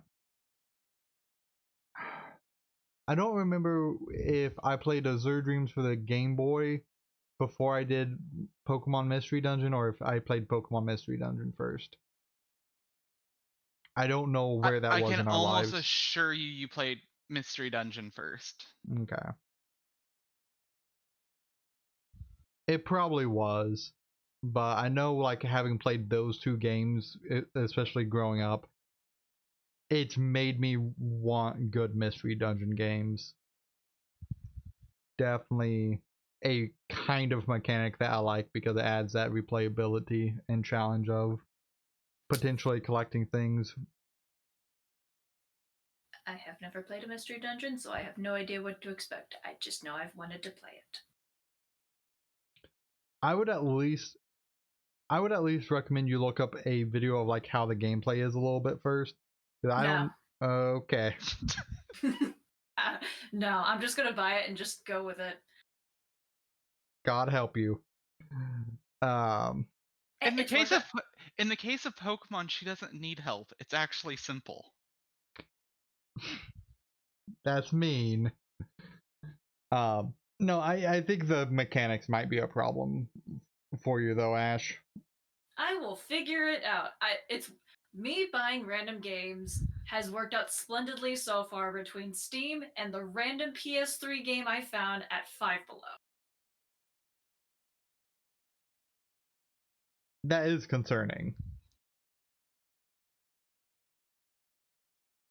What?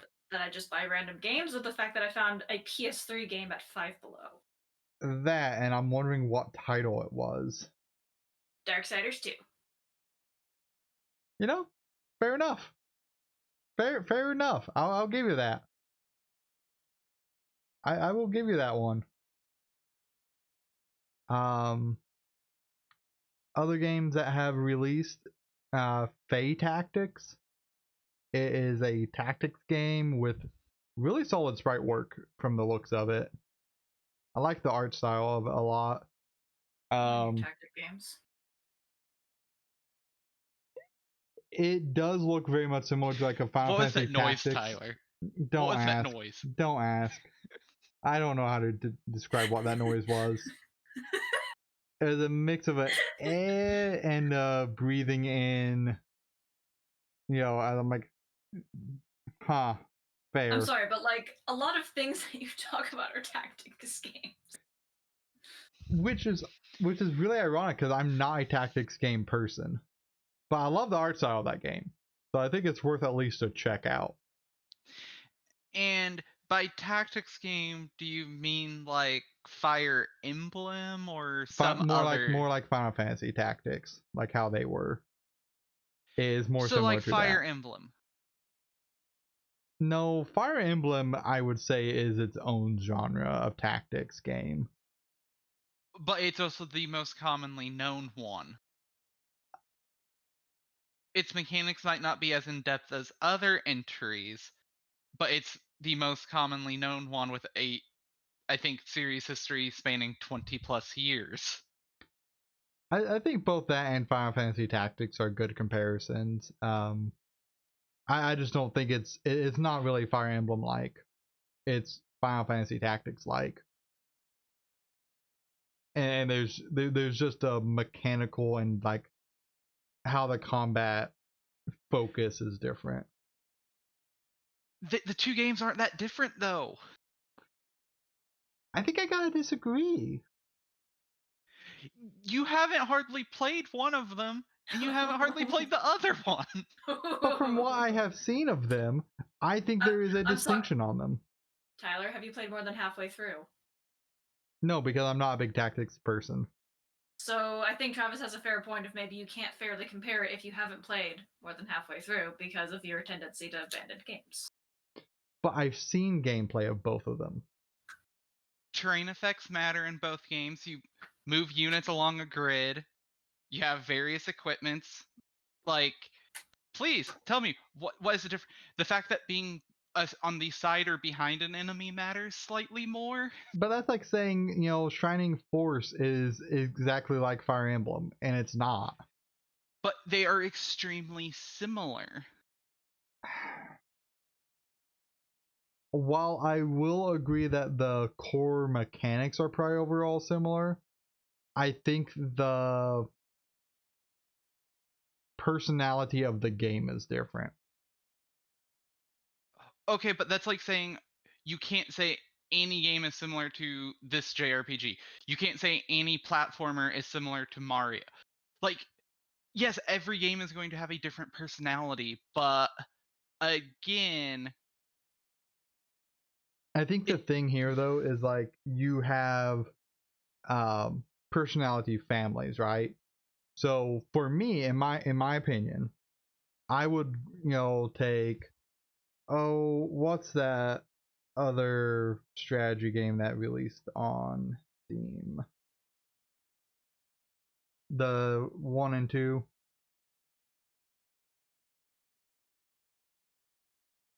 are you talking about Command and Conquer? No, I'm not talking about a tactics game. You said strategy game. Well, tactics games are strategy games too, but the 1 and 2 like remaster that they did. I have no idea what game you're talking about. Langrisser. So like Langrisser, I would say is a Fire Emblem spirit game. Like I would clearly associate that as a Fire Emblem based game. It's closer to Shining Force though. I don't think Both it is feature an though. MP system. Both feature an MP system that's essentially 1-for-1. Whereas Fire Emblem, your spells are attached to a item in your inventory with durability versus character-based MP. I don't know. I just kind of link them differently. No, Langrisser is much closer to Shining Force. So the fact that you want to draw that comparison shows how much you know about this. Because in Langrisser, it doesn't matter what type of weapon your character uses. Shining Force doesn't matter what type of weapon your character. Fire Emblem, you better use the right side of the weapon triangle for most of the games. Okay, I've got an argument for this though. Oh dear. There's not, and man, I hope my memory of what I've played at Langrisser is accurate. Jesus. I hope that it's accurate. There is not the town segments like there is in Shining Force, and the way you do recruitment is different than what is in Shining Force, and that is essential to the Shining Force experience. No, it's not. It is. No, you could remove the towns and it changes nothing. No, it The only changes reason, the feel. except no, it doesn't. It does. The only reason the towns are there is because you can't just put yourself into a position where you cannot win unless you are really, really bad at the game. Well, I mean, you almost got yourself in that position. No, I have, because I decided not to level the main character up at all. Also, in that game, when your main character dies, like it's an instant game over, and you have to reload the save. So he got himself, I think, in a position where, like, what was it? Turn 1, like you would just get killed by an AoE spell. No, there was gargoyles that would fly up and just smack the main character. You also almost got yourself stuck in that church on Shining Force 1.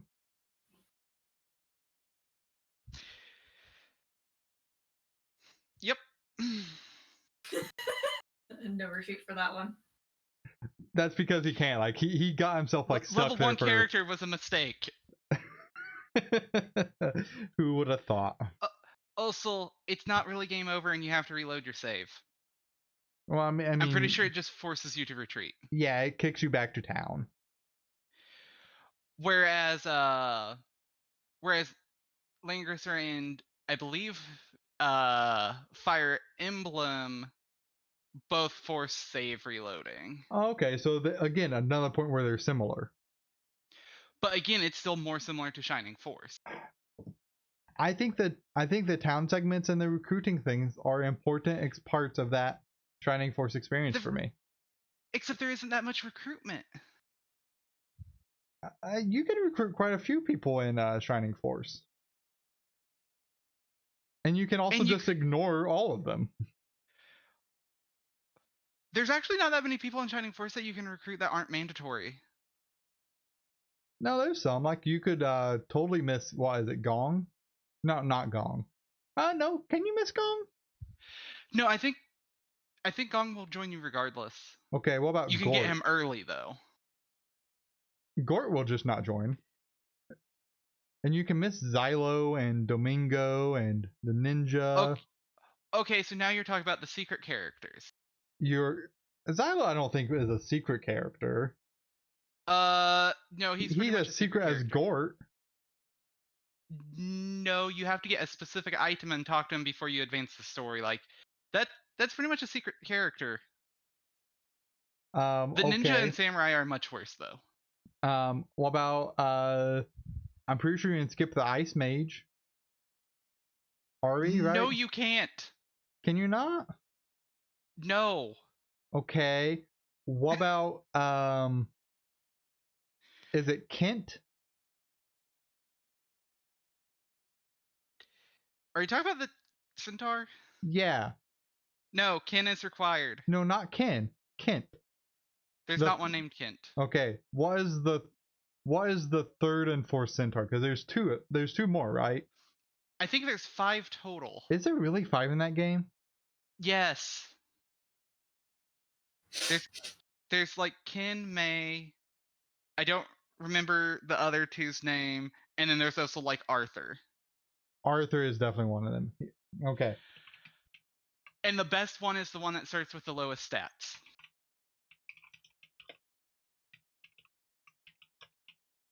I'm googling this. It's like watching a ping pong match, honestly. Because I am pretty sure there are 5. But the one that begins with the lowest stats actually has the highest stat growth by level up.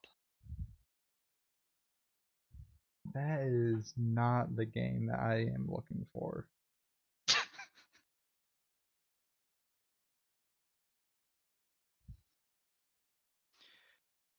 Because I know there has to be a thing.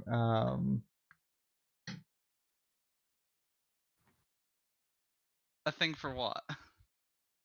Like just a thing where we can figure out who you can miss.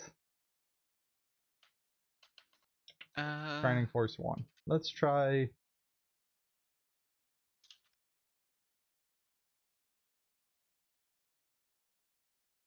Well, now I'm on a game packs page.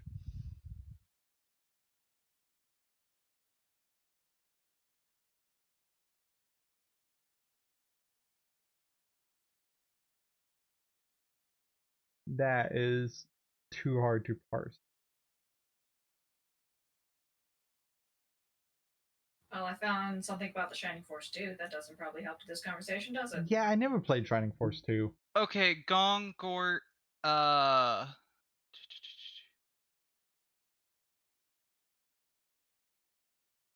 Xylo, Jogurt. Did you say Diane? Not yet. Kokichi, Vankar, Domingo, Gunts, Ernest, Lyle,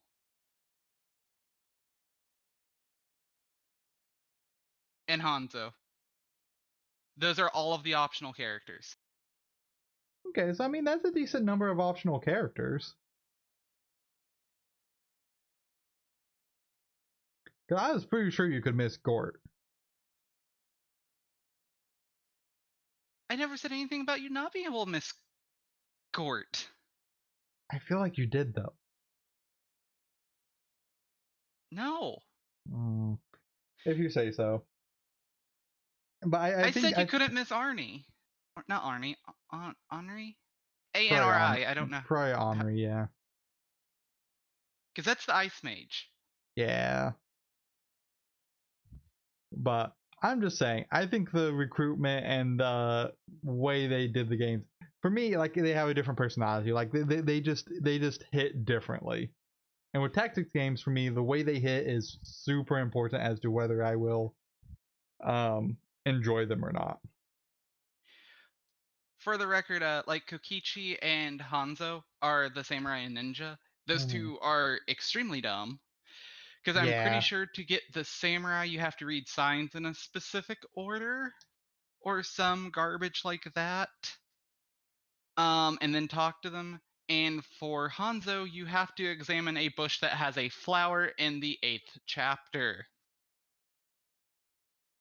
Just a random bush. Yeah. I mean, they made it a little bit better in the Game Boy Advance version for some of those characters. Because I know some of them was harder to get in the Sega version or the Genesis version. Yes, they changed the recruitment for, I believe, Hanzo. I think they made him available sooner, actually. I think Okichi is the same though. Well, yeah, but I think like what Domingo, Blue. Same. Are they the same? Did you say Blue? Yeah. Blue joins you automatically at the start of a certain fight. Okay. It's not an optional character. Okay, Xylo. Xylo is the exact same join requirements. But see, I feel like those are characters that we clearly missed when we played on Genesis, but we clearly didn't miss when playing through on the Game Boy Advance version. Do you know why? I'll make it super simple for you. Do you know why? Well, go ahead and make it super simple for me. I decided to actually read the text. It is amazing how you went from not reading any video game text, because this is a thing about Marilla, you gotta clearly understand. Therefore, a long time, he didn't read any video game text, like none. Understanding the story is optional. You're not wrong. And now, he reads pretty much all of it.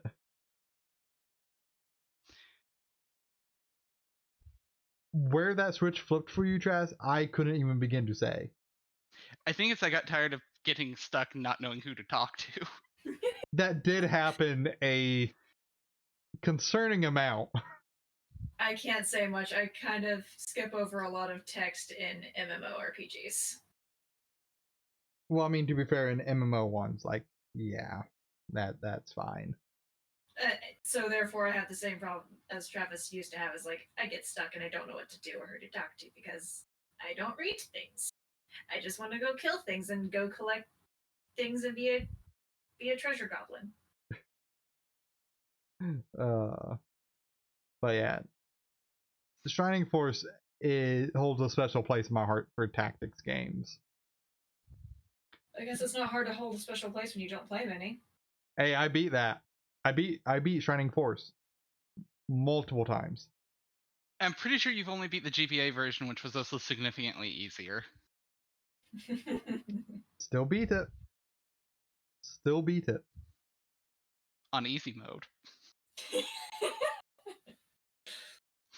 Oh yeah, let's just give the main character an OP spell he didn't learn in the original. His spell was strong, but I don't think I used it a ton. No, but they buffed a lot of the character's stat growths. I think they probably just equalized a lot of it instead of being so random that it could literally just screw you into the ground. No, they buffed a lot of character stat growths. That might be part of it. I need to go through. I need to play it on the Steam version and beat that. That might be a playthrough. Well, no, I can't really do a playthrough of that for uploading to YouTube. That won't happen. Why's that? Because Sega has a stick up their ass. I remember Total Biscuit had a playthrough of like the first 3 Shining Force games, and like Sega claimed them all, and just Okay, like claimed or removed? uh man, it's been so long since he addressed it when he was alive that I honestly don't remember like what the Because problem ended up being. if it's removed, that's one thing. I get it. But if it's like claimed or whatever, and as of right now, as far as I'm aware of, you're not monetizing your channel, I don't see the issue. Yeah. I wonder if there are Shining Force Let's Plays up. I don't know. Let me look If over it. if there are any and they appear to be okay, I will probably actually do a playthrough of that game. Let me look right now.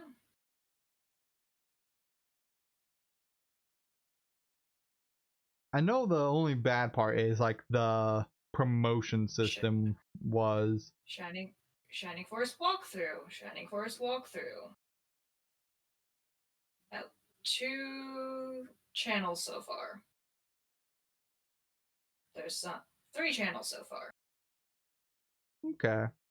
It might be There's something that also I do. there's also a couple other channels that just have random Shining Force things like hidden item locations, last boss and game ending. I might do that then. That might be worth But what's some the effort. issue with the promotion system? Wasn't like the way you wanted to do it is like level people up to 20 before promoting them? Yes, every game with a promotion system that you cannot go back in wants you to level your character higher because your stats are higher. Hmm. And I don't know. I mean, Shining Force is a decently long game, but I'm not sure if it's long enough to justify that. What, waiting on promoting people? Well, waiting till 20 to promote them. Probably shouldn't promote them, like, because you can promote them at what, level 10, right? Yeah. Yeah, you probably shouldn't promote them at level 10, but maybe like level 15 might be okay too. It's also more one of those things that it depends the characters. Because, again, the character balance in the original Shining Force is absolutely awful. With, ironically, the non-promotable samurai being by far the strongest. I mean, wasn't he also like one of the last characters you could get? No, you get him like halfway through the game. Oh. But he will never get to any relevant enemy. Super slow. I walk 4 squares. I walk 4 squares. Everyone else basically moves 5 or more squares. I will get there eventually. I mean, you could just move slower. Move everyone else 3 squares. Move him 4. That's a way to do it, right? Yeah, but at that point you might as well have your ice and fire mage just destroy the battlefield. Also fair. Because in the original, did mages always get like 10 experience per cast? I know healers got 10 experience per heal spell. In none of the versions do mages get 10 EXP per cast. Healers get 10 EXP. Mages, it varies. Okay. Yeah, so it's always worth just like burning off all of your MP as a healer in that game. There's like no reason not to. But you also shouldn't. Because then you get OP healer syndrome. We like OP healers here, unless they're you. You don't need power. You need less power. But see, if he had less power, he couldn't abuse so easily. I'm not sure that that's a problem. Because he has his verbal abuse that he can give. But see, I love everyone who torments you. I know you do, and that's a problem. Back to games that have come out, because we got way off track there. Lost Wing is a track-based spaceship obstacle avoider. What the fuck? Yeah. You want to try that in English? I don't know how else to describe it, right? Because the best way I can think of describing it is imagine you're on a road, and on that road, you have enemies and obstacles that you can lift your spaceship over and shoot and stuff like that. It's a very flashy game. Looks pretty neat, but I could never play it because I would be so terrible at it. Is that Is- like? Is it there just me, or is it like every game that you want to bring up is almost always a very like niche title? Well, Like every one without fail, almost. well, that's because you're not going to have AAA releases all the time. In fact, most of the time you won't. So it's good to bring up games that, may appeal to different demographics. But none of them appeal to you, it seems like. Look, just because I don't like a game doesn't mean that I can't appreciate what the game is doing. But you can't try to. Don't try to advertise a game if you haven't played it. So I can't argue with Travis here, unfortunately. I mean, okay, that's fair. What do you have as a game release? Hey, Nothing Baked. currently, because I've been busy doing other things. Okay, and give me a moment.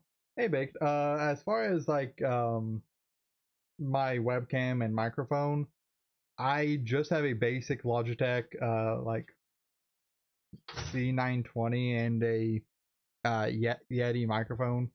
Each one's about $100. I just saved 200 some odd dollars and bought them a few years back. The Yeti microphone is super sensitive, and if you don't want to get like a pop filter and a mic stand, I'm not sure I would recommend it. Probably using like a gaming headset would do better for you, just for what it's worth. Vera in chat was asking about my setup on that. Oh, right. I kind of forget that people could actually talk to us. Yeah, we can have chat interactions. Can't. They can talk to him. Well, I mean, they could talk to us if we pulled up the Twitch thing and just put it on mute. I'm not pulling up Twitch. Forget that. Okay, hey Chaz, have you heard of Hellpoint? No. It is a Souls-like, except sci-fi. Oh, that sounds awful. It still got hack and slash in there. But sci-fi games are awful. It's a sci-fi environment. How's that? Yeah, that's awful. I don't have the obsession with space other people have. I mean, same. I'm much more a fantasy person, right? Like, you give me a fantasy world any day of the week. I like fantasy and Wasteland. Hey, I'm glad to give you what knowledge I can. It may be limited in a lot of things, but just not the biggest fan of sci-fi. Also use Streamlabs for I'm okay with steampunk. My overall displaying of stuff. You're okay with steampunk, but you're not okay with sci-fi? There's a difference. I mean, yes, there is a difference, but like... But like what? Nothing. There's a difference. Okay, I'll give you that steampunk is a mix between the two, and if I had to pick between them... I didn't say I was a fan of steampunk, I said I'm okay with it. Okay, well, okay, fair enough.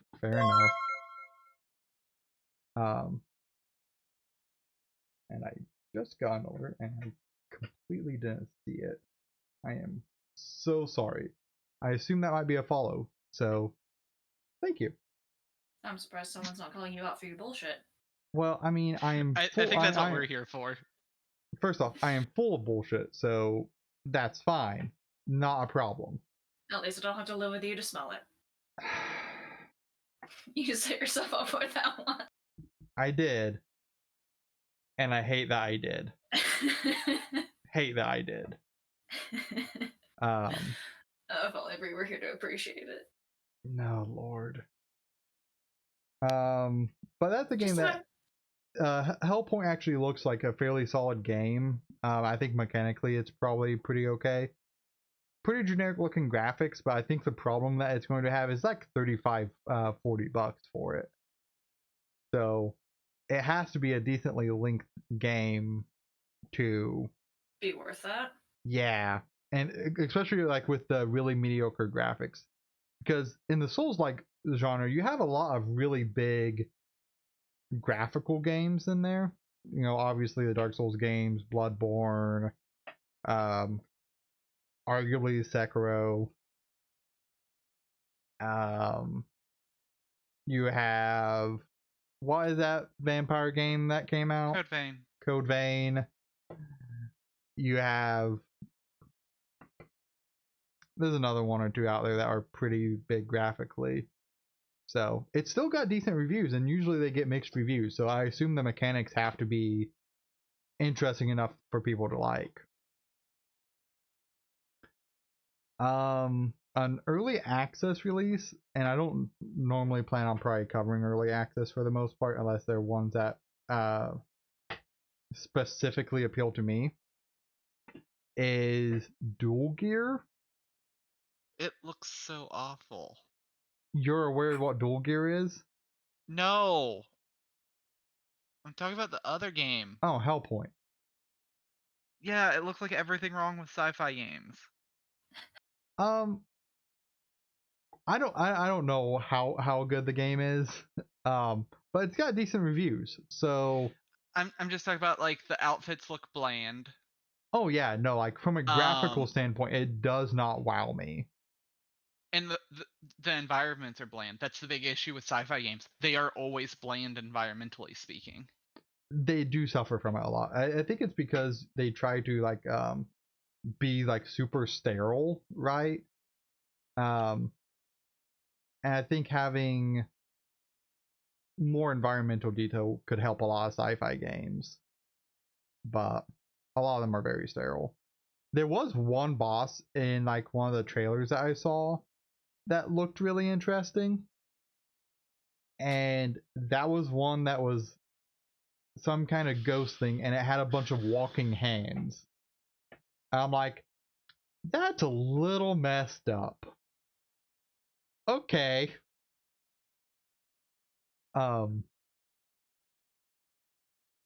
So that's something that could be interesting. Probably wouldn't buy it at the $40 price point because again, visually it does not wow me in any way. It looks super generic, right?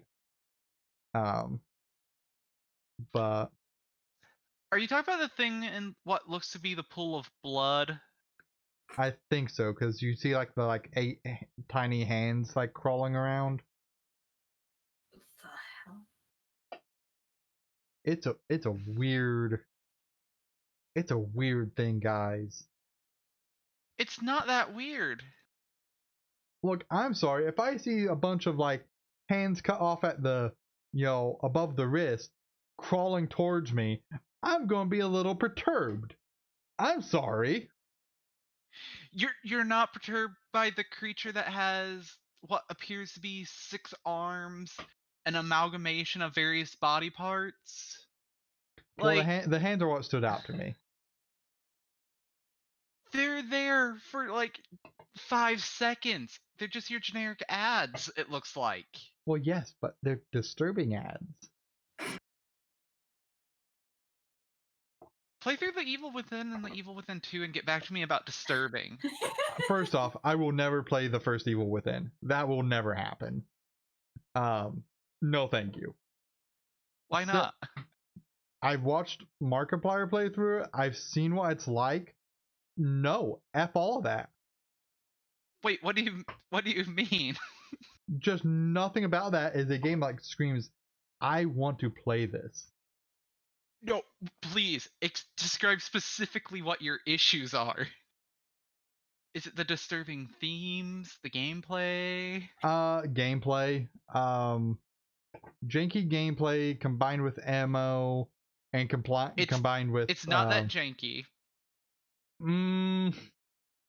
Mark was just bad. Well, I'm sure he is just bad because I'm also bad. I'm good. The ammo and the shooting and the way like the mechanics worked in that Every boss fight has enough ammo, like, in the room, basically, to win the fight. That doesn't matter. Like, it does matter, but I'm good. It wasn't a game that I would have enjoyed playing. It just isn't. I don't think you enjoy playing games. I think you enjoy talking about them. No, I enjoy playing games. I really do. And in fact, I played a game a couple nights ago that I really enjoyed that we'll talk about here in a second. I only got 2 other games to talk about, and then if you guys have any titles that you would like to discuss, we can. Dual Gear is a mech one where you control the piloting in real time under the pressures of turn-based combat. I don't even understand how that's supposed to work. I'll see what it's like in a couple iterations and if it's anything worth talking about. But it's a mech game, and there's not a ton of like. It's a mech game like Gundam almost. It's got Gundam style mechs, and you don't see a ton of mech games really come out. So I'm excited for it, and I hope that it does well. But I don't understand how it's supposed to work mechanically. I don't understand. And the other title is Endless Bounty. It is a choose your own adventure with an old school art style. So decent sprite looking work. The backgrounds and the character models look pretty interesting. Really like the design, but choose your own adventure. It's like $6. So even for a pretty short experience, if you get a couple hours out of that might be worth considering if you are into choosing your own adventure style games. And that covers the game releases that I'm aware of. Is there any games coming out or that have come out that you guys are interested in? Made us scare. Yeah, that was a thing, wasn't it? Yes, it was a beautiful thing.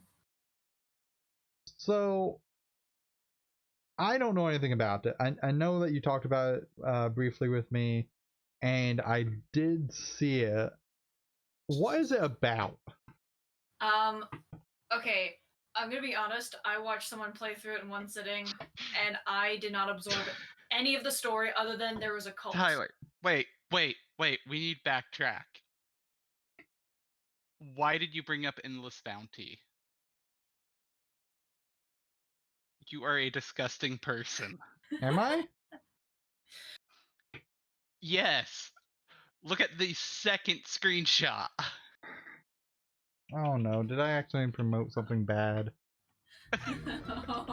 Now I have to find it. Is it on Steam? Yeah. Yeah, it is. That's weird. Hang on. It's loading. It's slow. Okay. We may need to disclaimer that that game may have some weird stuff going on that may be inappropriate. No, I have to find this. No, come But on. that being said, it is marked as adult only. There's your disclaimer. We'll fix that real quick. Apparently, I'm going to retcon that recommendation. Oh God. Man, now I have to. That needs to be marked better than that. That is not an adequate marking on Steam for like, hey, it's adult only.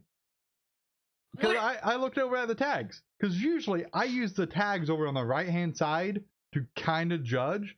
And it's just like, casual, choose your own adventure, investigation. It's right there, Tyler. How do you miss it? How do you miss the thing? I didn't look at the screenshot. I just looked at No. Like, I'm literally on the Steam app on my computer, and it says right there, this game is marked as adult only. I just didn't even see that little gray box. Look at it then. Don't just look at a game, look at one screenshot and be like, oh, this looks cool, the story looks neat, let me just promote this. If you're going to promote something, look at it. That was kind of Travis's whole point of why are you promoting a game you have neither seen nor played? Look, these are brief overviews. So Don't promote something unless you can to be be fair, behind I'm it. not promoting it. I'm just saying it might You be are worth promoting checking it, out. but no, by talking about it, you are giving it a promotion. Whether it be good or bad, you are still promoting it. I guess if you're into that game and you like the art style, I guess go for it. Yeah. I will do buy your it now. research. Uh, Oh my god! No. Since you didn't do your fucking research, mature content description right before about this game, and you're gonna tell me He probably has it set up not to give him disclaimers about that. Tyler, at least look through the entire Steam page before you're like, oh, let me just talk about this game. To be fair, when I look at a game that I'm, looking at from a following standpoint, I usually only look at like the trailer and a couple of screenshots. That's Tyler. Second screenshot. Look, I didn't see it. So Tyler. I didn't even need to click on it to realize what was going on. Well, I didn't even look at it, so like I just wasn't a thing. Oh, I look at a couple of screenshots and maybe no. Second screenshot. Look, the art style was interesting. I'm like, it's a choose your own adventure. Casual choose your own adventure investigation. That's cool. I'll own that I messed up. It's not gonna be a game that I buy. Okay. But maybe someone out there will like it. Maybe someone out there wants that story experience and the old school graphical art style of an orc doing what orcs do. Maybe that's what people want. It's got 11 positive reviews, so 11 people wanted it. So it does what it set out to do, I guess. See, I knew it was bad when I searched for it and no results come up because I have Steam by default hide certain content. I probably need to go in and set it up because, like, again, it's not a game I'd be interested in, and Steam has a lot of games like that. But you can have games that are like that are good games. So maybe this is one of them. I know, but our entire point is maybe do a bit more research before you decide to talk about a game and see if you wanted to promote it. Whether or not you were into it, if you think it'll be a good game, you need to at least do a bit more research than just looking at the very brief description, tags, and a couple of screenshots in your words. I am okay with according to the side, not the top 3 tags or whatever, it includes the tag I have filtered out. Well, see, like my like on the store page, I only see like the 3 tags. Yeah, it only has those 3 as the top tags, but again, I have it by default set to filter out nudity, and it's like includes tags you have filtered out nudity. I mean, that's fair. No. Yeah. So, not a game that I'd be into. I thought the art design looked cool. Apparently, the concept of the game is maybe a little bit more concerning than. Actually, now that I think about it, Travis, why did you spoil this? He was gonna play it. I was. First off, before I would buy the game, I would absolutely be doing more reading on it. Before I buy games, I do actually read them. You mean you don't want a choose your own adventure where you may or may not get to a nice view of some orc equipment? Yeah, I've got no interest in that. Zero. Bree's not here. Oh man. Zero interest. I'm crying.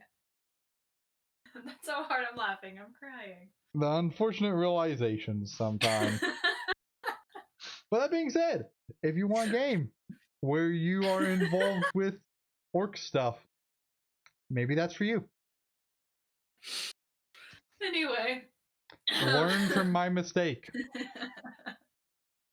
Too bad you won't learn from your mistake. Probably won't. No. Um, Anyway, any continuing on. games that have come out that you guys want to talk about? Well, I was talking about Made of Skur, which is a horror Oh stealth yes, survival there game we are. Yeah, that's where we were. that's based around sound, and I absolutely love the crap out of the game. I didn't actually pay one lick of attention to the plot. I don't know if that's the plot's fault or my attention span. Could go But either way. But for once, a game draws in inspiration from Welsh folklore, and I am happy. That's fair. That is very fair. Also, like, the puzzles in it are basically the same puzzle over and over again, but that's not necessarily a bad thing. Okay. It just gets a bit more difficult because you have enemies walking around and you can't make noise. Does it deal anything with mic detection? No, Okay. I really want more games to have mic detection Screw because it would make mic detection. No, it would be fun because Let's Players would be so silent. It'd be hilarious. So here's the issue with mic detection. In my opinion with games, it's too hard to implement because first and foremost, not everyone has a microphone, or B, you have something like a laptop with a universal microphone that'll pick up just literally any noise in the environment. Oh no, you're totally fair. I just want a horror game that has mic detection because I think it'd be hilarious. So at best, they could include it as like something that you could opt into. Yeah. And I'm not for sure how hard that would be to program. I have no idea. Like I said, as a simple person, just want that as a mechanic so I can watch someone be terrified of it and I don't have to play it because I'm too much of a coward to play horror games. I think what would be interesting is if at some point there's a horror game that comes out that is willing to take a loss on sales and profit that is VR party based once VR becomes more in the environment and everything. What do you mean by VR party based? You and some people are trying to survive a horror show, and as a result, like, you have to communicate, so you have to use a mic.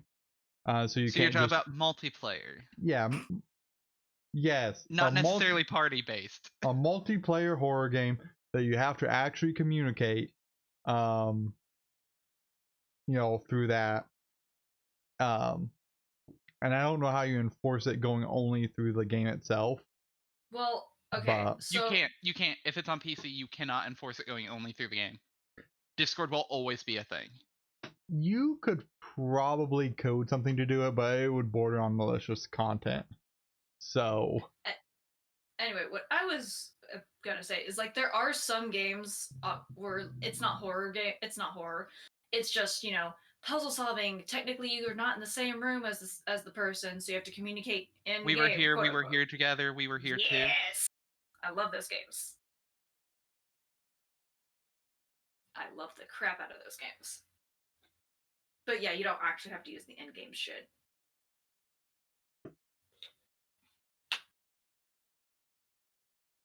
any other games that has come out that you thought were cool or interesting? Not necessarily a game, but a game demo. Okay, what demo came out? Well, not. I mean, it's been out for a little bit, probably. I don't know. I just find games as I find them. It's called Gloomwood.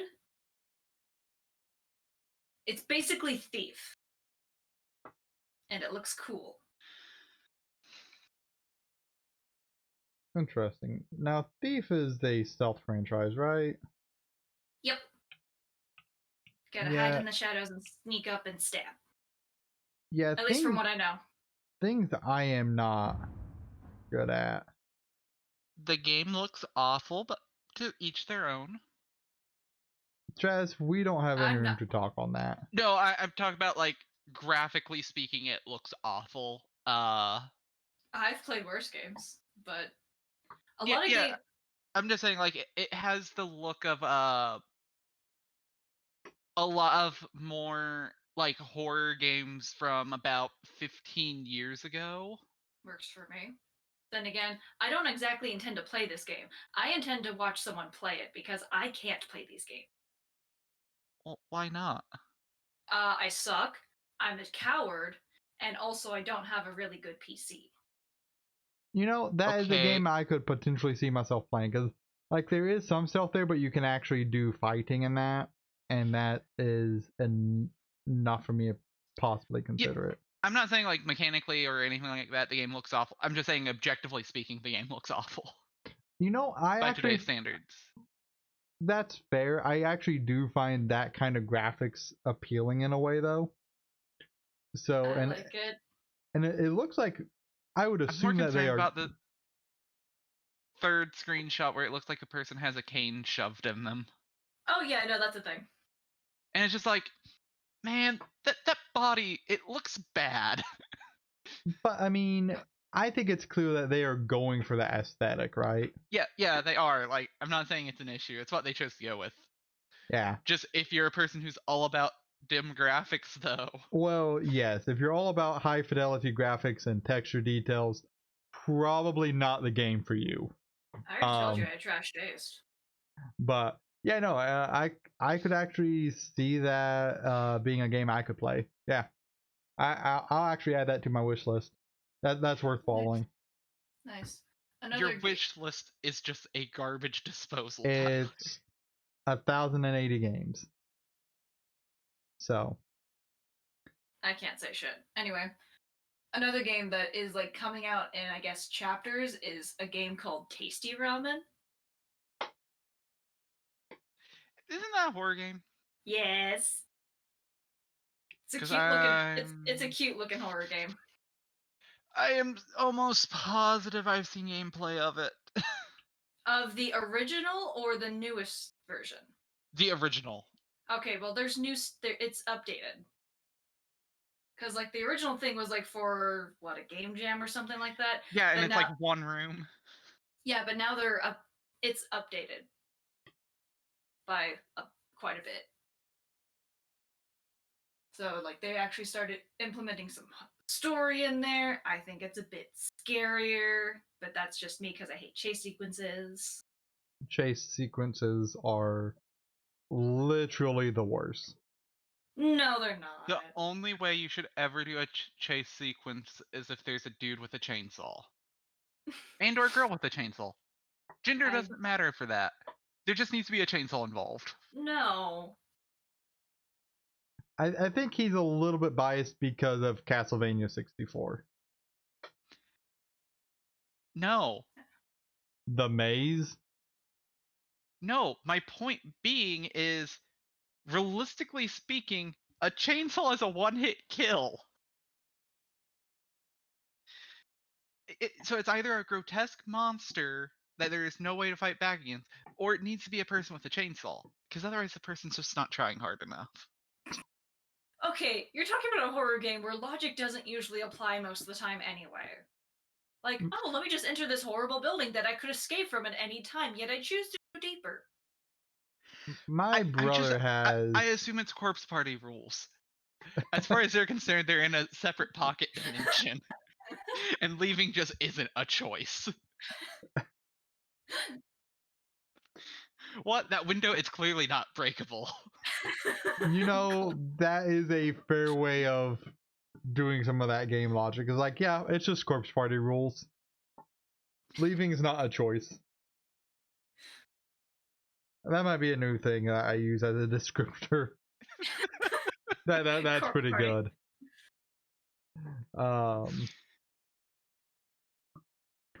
Any games that have come out or are coming out that you are interested in, Travis? Not really. Okay. Well, I think we're at the segment where we can talk about the games we have been playing. Do you guys have anything that you have been playing? A lot of reverse harem visual novels on my part. I played through the DLC for Neo 2. Oh, the DLC. 10 missions. Didn't die one time to the bosses. Died a bunch to gravity, though. Nice. Because apparently the biggest threat to me is evading backwards off edges. I could see that being the biggest that you would have, yeah.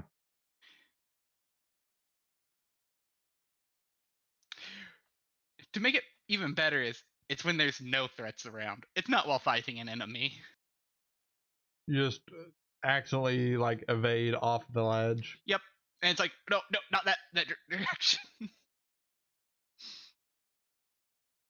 Have you been playing through it with Eric? No, I did the DLC solo. Okay. I don't know if he plans on picking it up. Yeah, fair. Oh, there was some news about Neo 2 that I saw, but I forget what it was. You mean aside from Tengu's Disciple? Is that the DLC? Yes.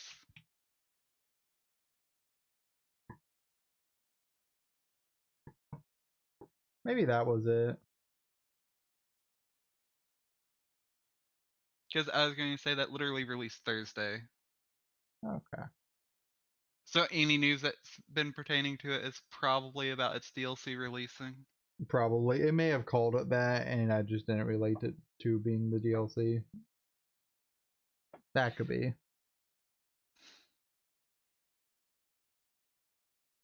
Any other games you played?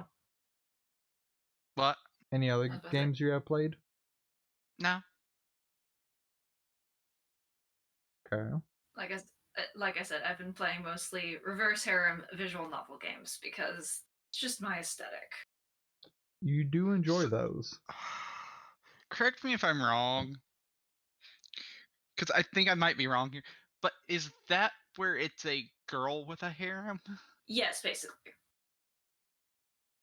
It's like a girl, and you get to choose which guy route you want to go on, and or try to earn the guy route to continue on. Depends on the entire game because there are a couple of different types of visual novel games.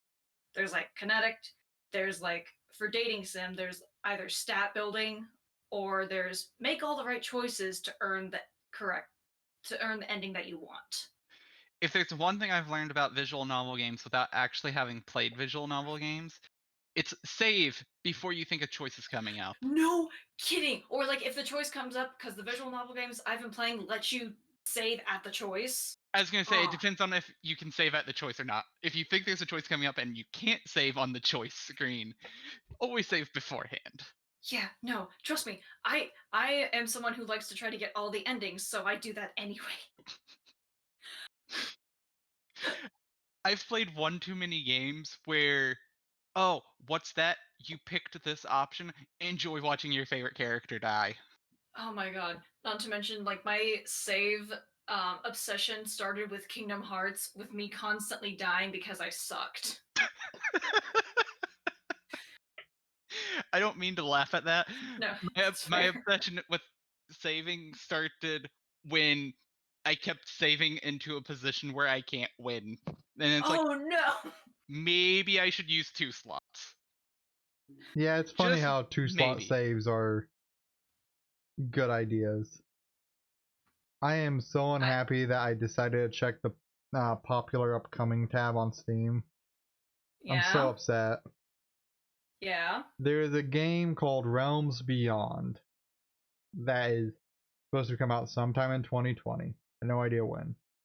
Okay, I think I've heard of this game. Continue. But it is very much a strategy RPG, hex based, and I think it's supposed to use like D&D rules almost, but like using the open game license instead. Okay, so I'm confused as to why you were upset. Because it means I want it.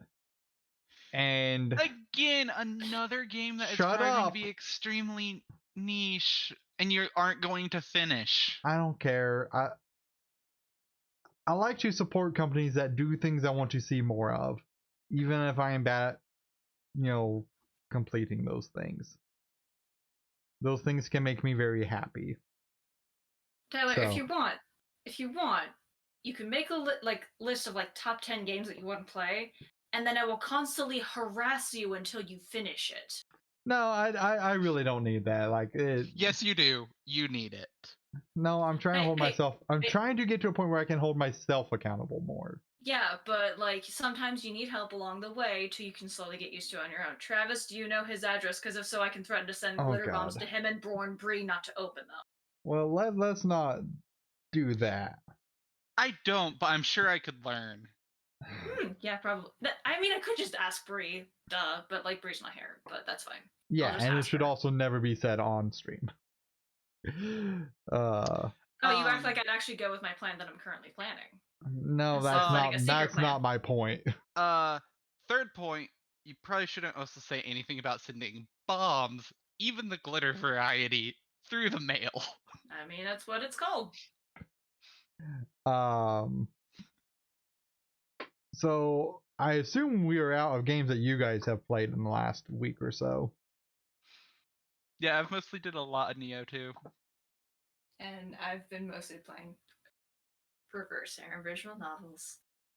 Well, at least you're honest about it. I don't give a shit anymore.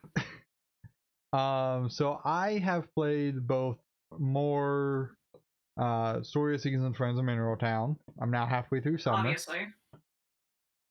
And I have also played a game called Chasm, which has apparently been out for like 2 years.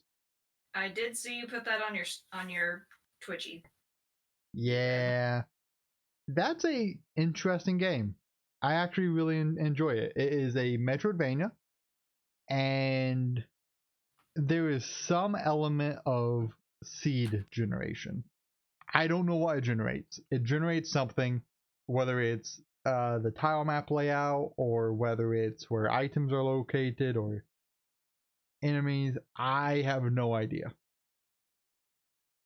But I played it for 5 hours so far, and in the first 2.5 hours, I forgot that it was generated because it played like I would expect a Metroidvania to play. And I think the movement and the weapon system in the game actually responds and feels really well. I feel like I am playing a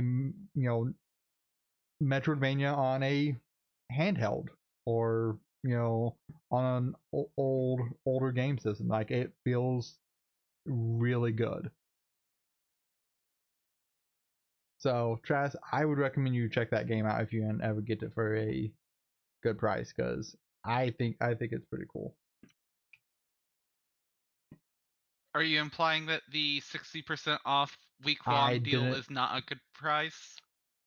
I wasn't aware that it was on 60% off currently.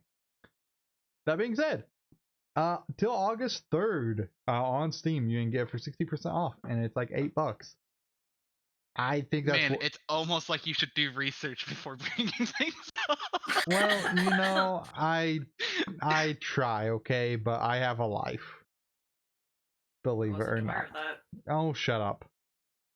No. But as you're sitting here talking, you could just bring the page up. Or while someone else is talking. Yeah, I need to do better about it. Again, learning experiences. Or like spend 5 minutes to look at the Steam page of a game you want to talk about. Look, 5 minutes. You have 5 minutes. Sometimes I don't. Bitch, you can make 5 minutes, even if it's on the toilet. You can make 5 minutes. I did all of my prep for this in the last like hour and a half. So, what's prep? I'm better than that. I am better than that at least.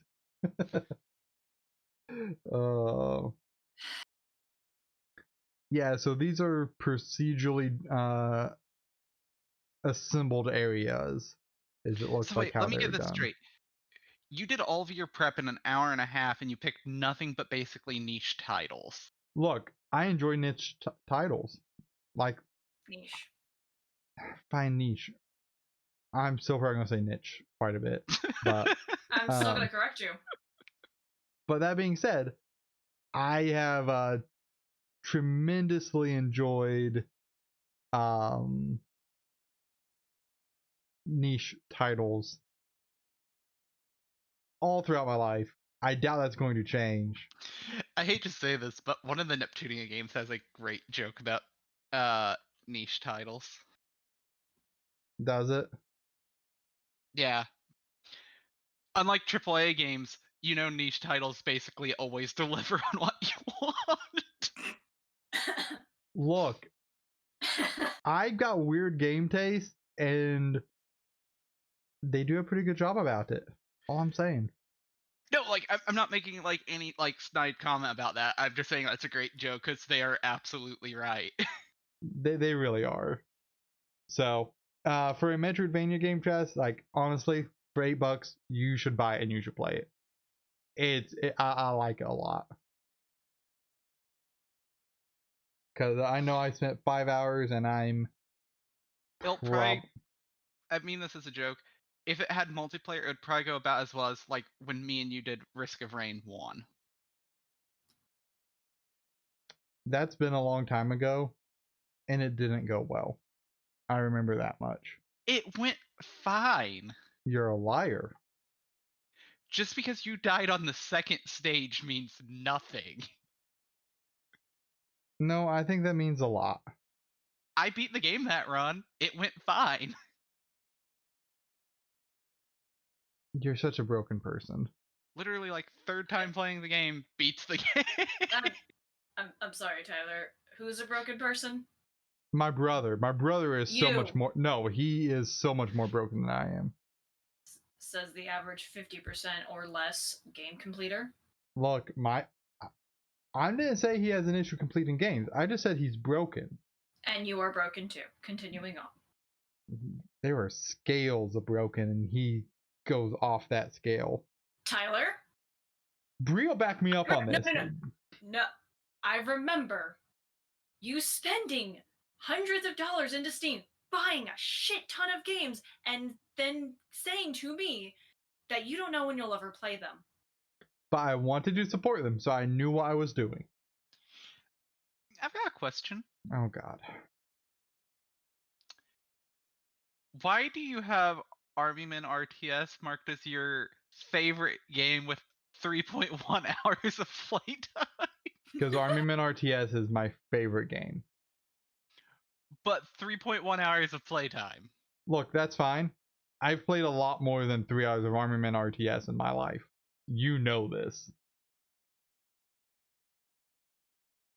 And ironically, you were always actually kind of bad at the game. That's fine. I enjoyed that game. Yeah, he can still enjoy it and still be bad at it. Love that game. That is like it is. There's a couple other games I can think of that could probably like give it a fight for favorite title, but there's not many that I think could actually be a real threat to getting that title from me instead of that game. On a very random off tangent note, it's amazing how gradually a game's rating can either increase or decrease. Because I added a game in 2015, have yet to actually play it, but it's slowly gone from very good to mixed. Yeah, I think some of that we will see on platforms that don't, because I don't know what game it is, so I don't know how many overall reviews it has. Maple Story. Okay, well, okay, that makes a lot of sense then. That makes a lot of sense as to why it would do it. But I've seen other games that have like released and got positive reviews and then kind of generally over time faded to mixed or faded to like recent reviews being mixed. A lot of times game mechanics and game systems and how they interact with things often don't necessarily age well. So if you compare them to modern titles and you go in expecting a modern title experience, it can leave a lot of people feeling disappointed. I still find it amusing that Maple Story 2 died before Maple Story 1. I'm pretty sure it's Maple Story 2 that died first. I have no idea. I've played neither. But I'm pretty sure one of those in air quotes MMO style games got a sequel. The sequel did not do well at all monetarily speaking and announced its end of service while the first one was still going on. I'm pretty sure it probably was Maple Story. I think you're probably right on that. Apparently, Vindictus is still going, and they've added like their 17th,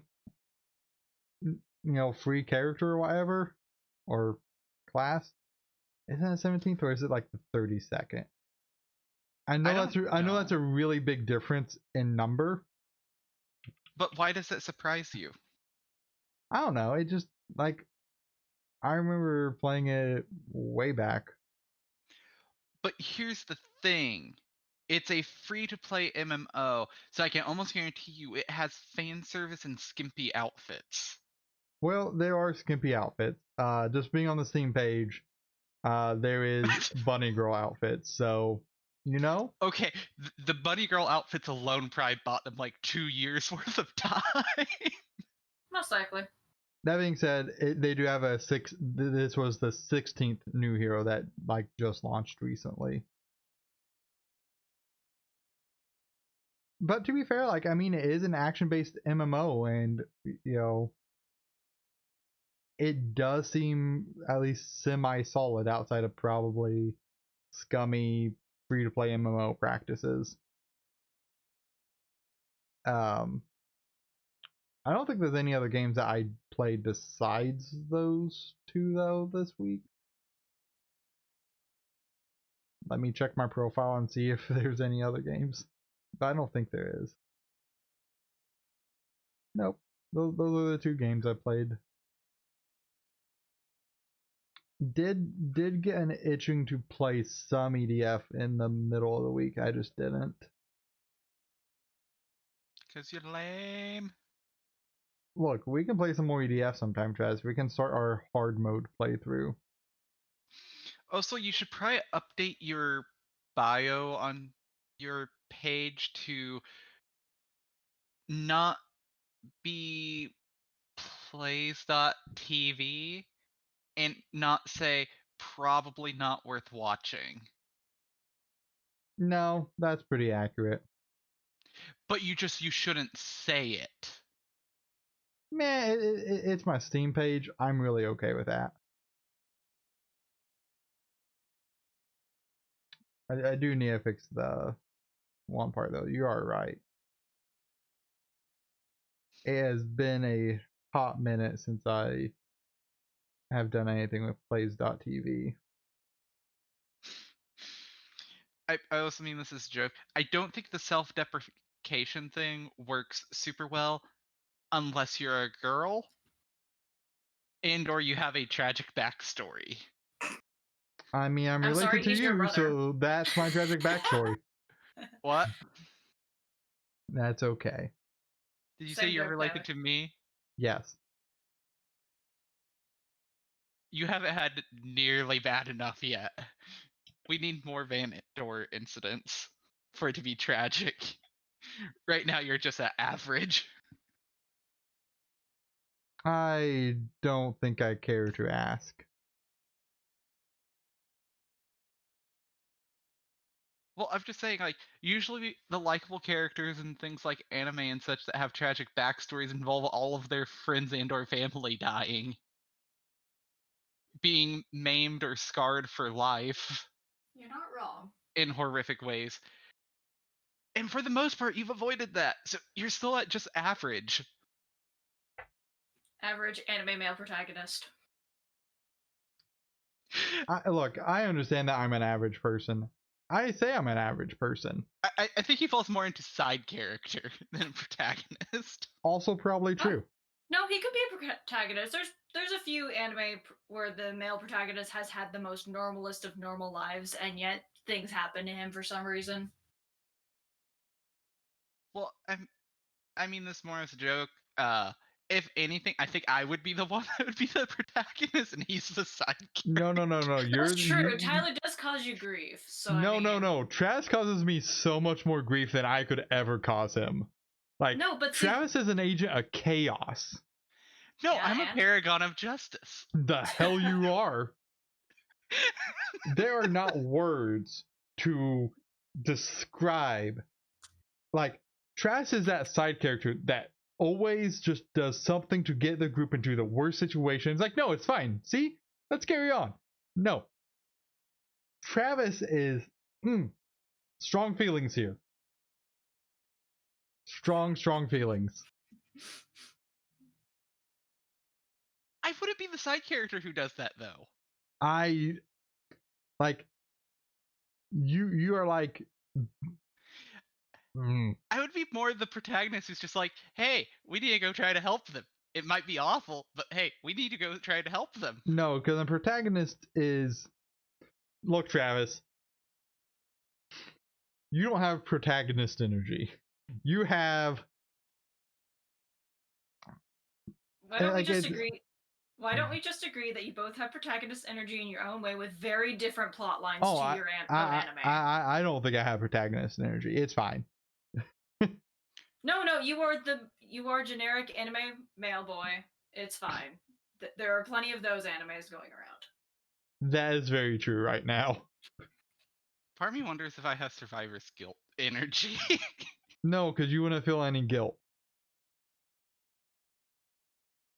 Well, Maybe I'm okay, really good at hiding it. Travis, do you suffer from guilt?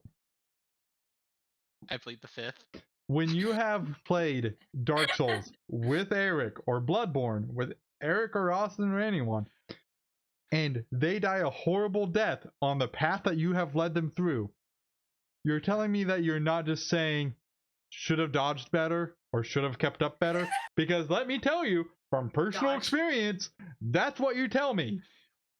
Okay, with them, no, actually, I don't.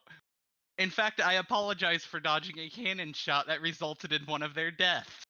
Yeah, that was explained last time. But you have none of that sensation from me. Well, yeah, you're Tyler. That doesn't help. We're related. I expect more from you. That's a mistake.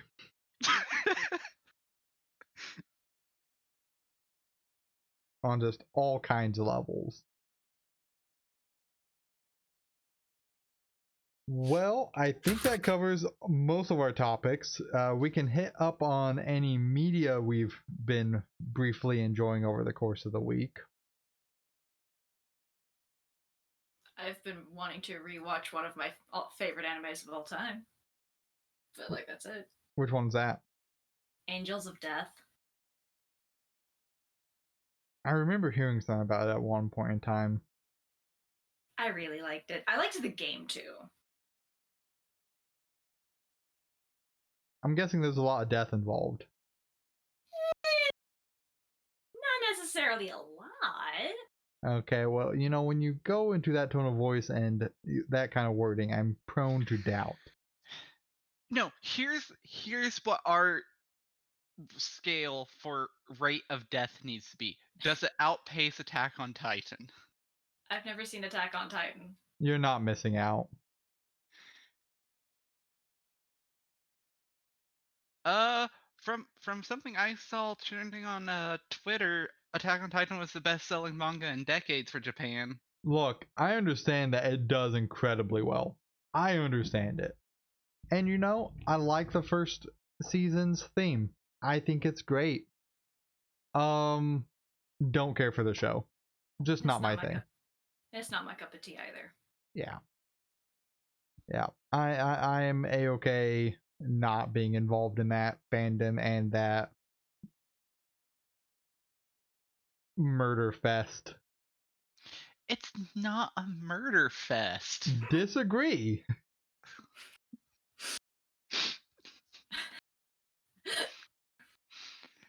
You know, for as often as you mentioned wanting to do suicide charges in games,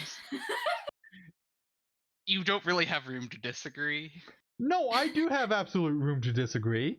Because when I'm playing like Call of Duty and I'm just rushing an objective and doing a suicide rush, all I'm doing is throwing a body in the breach.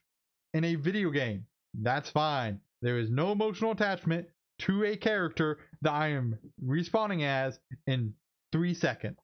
None. Maybe you're just a sociopath.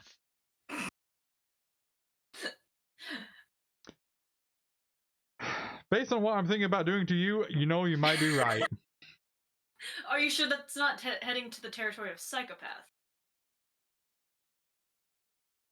Well, we'll find out, won't we? Yeah, well, at Oh, least now you'll have Lord. your Twitch stream as like proof that we can use against you in the court of law. So, like, you might want to be careful. I'm not concerned. You should be. Maybe, but I'm not. You should be. What have you been watching, Travis? I don't watch content. You don't watch things on YouTube. Not really. Interesting. Okay. Well, I've been watching Mario Maker stuff, Carl, Grand Pooh Bear. Started a binge of Good Mythical Morning again. Oh, Jesus. Yeah. See, here's my issue. I Is it suck at many? multitasking. So, if I'm playing a game, I want to hear the game. I don't want to watch a video while I play a game. And that's fair for those who can't multitask. I do the same thing, admittedly. I can't just sit and listen to the game unless it is a visual novel in which I have to actively read it. I have to have something else going on while playing a game. See, I'm also one of those people that, like, a lot of the people who I've played games with almost always have other stuff going on, and they spend more time paying attention to the other things. And it's just like, pay attention. Yeah, Well, I mean, Trash doesn't have a whole lot of pity when you get distracted and die because of a stream. if I'm playing like a game with someone, I will focus more on the game. Yeah, no, the people who I play with are typically, they'll get distracted and be like, oh, sorry, didn't ready up, I was doing this. It's like, or we're trying to decide what to do, and instead of thinking about things to do, let's just keep watching this video. Someone else will throw out a suggestion, and it's just like, oh my word, this is why I play single player games. Yeah. See, I like playing games like single player, and like if they have cutscenes, then I'm like, cool, I get to do things like working on cosplay or whatever. Which is fine. My point is, I don't like playing multiplayer games with people who just are constantly distracted. It's like, please just pay attention. That's fair. I did miss a game I played. I played the Master Chief Collection last night. We've already been over that. Yeah, but it does count in the list of things that I played, and that I'm. But we've already very been bad. over that earlier. Look, bringing it up is said and done. No takebacks. Much like you can't really take back your opinion. Look, I stand by the graphical style. I stand by that. I think I know what I'm gonna give you a nickname for on Steam. Look, you can nickname me whatever you want. I won't ever see it.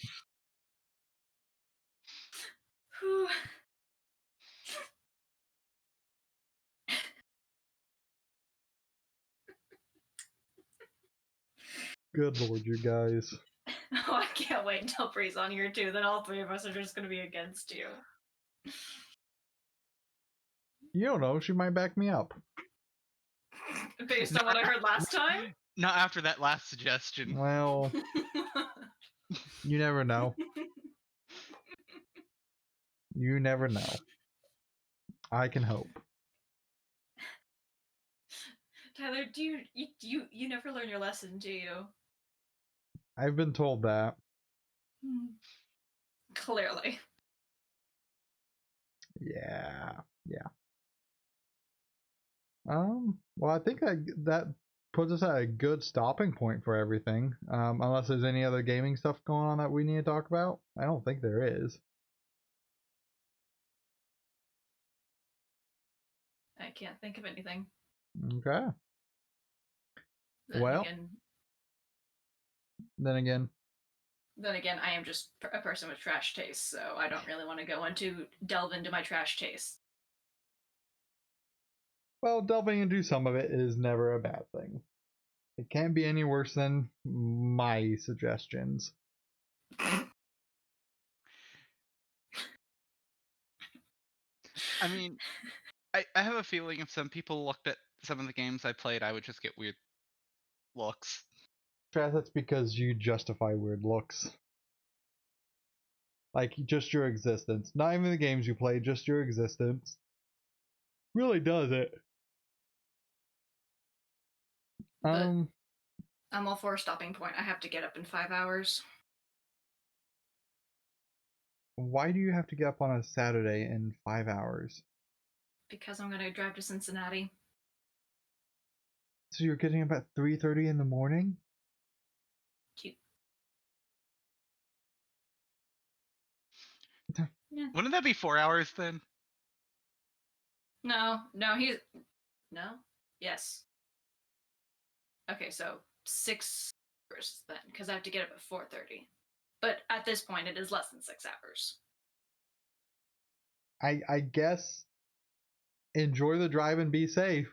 I don't know why you would ever want to do this to yourself, but It's called Says Jungle the Gyms, person which who wanted to drive, what was it, like 12 hours straight? I didn't want to. No, you said we need to go on a trip sometime after that. That's a 12-hour drive. So you were signing yourself up to do it a second time before you did it the first time. good job. But no, what's in Cincinnati, Ohio is called Jungle Gyms, which has international goodies, including all kinds of different teas. But why are you getting there at like 7 in the morning? It's a 3-hour drive. Is it a 3-hour drive? Yes, it is. Well, yeah, I guess it's like I guess it is from where you're at from Yeah. us. Yeah, I guess that makes sense. Okay. And I want to kind of be there close to opening. Yeah. I mean, that means you'd be back early afternoon. So I mean, I guess, yeah. Stay safe. Enjoy it. Try not to splurge too much. I've just been staring at this Yoshi. Jesus Christ, Travis. Why are you such a broken individual? Taylor, I can ask you. I've asked you the same thing. I'm just thinking we could live in that timeline, but no, we're stuck in this one. I mean, if you go with parallel theories, parallel universe theories, that does exist somewhere. Yes, but unfortunately, we're in this one. Oh, Lord. Well, I guess on the bright side, we avoided that universe. Who knows what kind of bad decisions that universe had? No, Oh, Lord. I saw a claim that I think Nintendo America wanted to change Pikachu to be more tiger-like with very large assets. You know what universe I wish we were in? The one where they kept the original design for Sora and Kingdom Hearts to have a chainsaw. Sorry, what? Yeah, that was his original weapon, was a chainsaw. That's I want that universe. so messed up. No, it's not. It's brilliant and great. It's more effective than a Keyblade. Oh, wow. I just whack a Heartless and it just goes away magically. No, cut into that bitch. Cut that shit in half. I think you're wielding the key to their heart. Heartless don't have hearts. We don't know that until we take the dive. Let's not take that dive. You're right. Just strap it on. That makes Kingdom Hearts a very different game. Especially with how many Heartless you fight. Very different game. Just take one, strap it to the table, just like cut it open, see if it has a heart. No, I think that's an even different game. I was gonna say they made a Siren Head dating sim. They can make a Heartless dating sim. They made a fridge dating sim. Do we think KFC is actually going to release some kind of console thing? Say what? You know that KFC like having that reveal they did when like the Xbox Series X and PlayStation 5 revealed themselves? No, I haven't heard about this. The last thing I heard from KFC is their dating sim. No, they did a video where they're showing off some kind of computer thing and like more news to come. If they do, it better be able to cook chicken. I don't know if I'd actually want to like purchase something to support KFC, But if it ever ended up in Goodwill, I would buy it. You know, if it's like actually some kind of hardware equipment or something, I could actually see myself buying that because like that is Just imagine you could play something like Skyrim while cooking your chicken. I would be all for that, actually. KFC is so off the wall. Like, They made a dating sim, of course they're off the wall. yeah, they've done above and beyond what any company has to do as far as being eccentric, and I'm all for it. I think it's cool. Travis, do you want to play something after this? Sure. Okay. What game do you want to do? Because I don't know. We could do what you suggested earlier. Okay. I'll have to actually download it then. You're bad. Well, I didn't know if you was going to do it. You are bad. That's been well established throughout his entire life. I wish that that wasn't as accurate as it could be described. Yeah, no shit. It's like I've known you for a few years, so I know exactly what to say to cut deep into the truth. You have known me for a minute or two, yeah. Yeah. Okay, so I'm starting that install now. So after that we'll resume the stream most likely. So that'll give us a break to get food, use the restroom, hydrate. What, Travis didn't go like inhale some food this time? Twice. Pardon dog barking in the background. Can't. Though, to be fair, Travis, you're not the only one who inhales food. It's just the fact that he had like 2 meal equivalents within a relatively similar amount of time. Yeah, and I could pretty much do that too. I just don't eat. I forget to. How do people forget to eat? Because it doesn't come up. You haven't had that issue, Travis? No.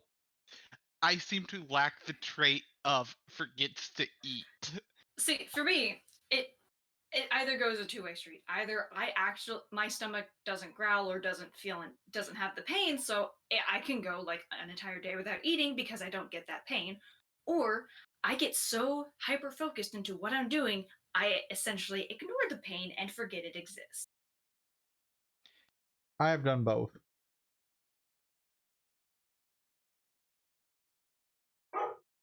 I have definitely done both. Like if I'm playing a game and like I don't have something that pulls me out of it or whatever, I'll totally sit and play for like 5 or 8 hours and just be like, oh, it's late. I should probably eat something. Yep. Same thing with drinking, like fluid intake, massive problem for me because I do the same thing. Like I'll just sit down and play something for like 3 hours and not take a drink and be like, man, I should probably drink something. See, I've gotten better to where I just drink whatever's next to me kind of automatically without thought. Usually water, but sometimes tea. That's not a good trait. Did I say it was? I was referring to her, not you. Thank you for the compassion. Which part? Like everything that I exist in, or No, the drinking whatever is next to you without thought. Oh, well, yeah, that's fair. Well, I mean, I don't keep anything next to me besides a bottle of water and usually a very scalding hot cup of tea, which, ouch. No, my point is just, in general, like, that's a point to be concerned about. Travis, there's a lot of things to be concerned about when it comes to me and how I live my life. Like the fact that I will go on walks at 4 a.m. without a phone or a knife. Would you like to talk about the walk that you took the last week that killed you? There's that too. You know, we don't always make smart decisions, and according to my coworkers, I'm one of those people that if I see an easy way to do something and the hard way, I pick the hard way and As then you were choose the because you're Tyler's extra, brother. and then I pick the extra difficult option. As you are because you were Tyler's brother. But I don't purposely try make things difficult. No, you just do, and when we tell you that it's the most difficult way of doing things, you're like, oh well, who cares, and still continue to do the difficult way. Well, sometimes yes, yeah. Sometimes. Also, you should probably excuse yourself to get some sleep. Yeah, you should probably get some rest. Oh yeah, huh? Sleep is a thing. Yeah, every once in a while it is for you. Yeah, when I can actually get sleep. Right. Well, thank you for joining. Yeah. Glad you was here this week. Hopefully next week we will actually have a full crew of people. All right, so Yeah. I mysteriously get kidnapped then. Got it. Can we avoid the kidnapping? I was gonna say I can just bow out next week. It's fine. Don't you even dare, Okay, Trash. your turn. Trash, you have no excuses. I know what you do with your life. You have zero excuses. What if he got kidnapped? He I could won't have a midlife crisis. Travis, your entire existence could justify a midlife crisis. You will be fine. All it has to do is all hit me at once at a convenient time. Convenient Travis- time, say like 7 o'clock next Friday. Travis, I'm not sure that there is a force in this world that would cause you to have a midlife crisis. I think you will accept your life the way it is. Just based on how I know you were in school. Chaz, it's just who you are.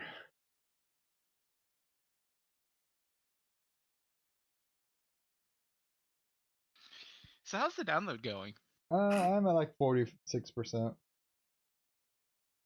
See, I had it done downloading before we began, You never gave me an answer, damn it. but I started it when I turned on the PC.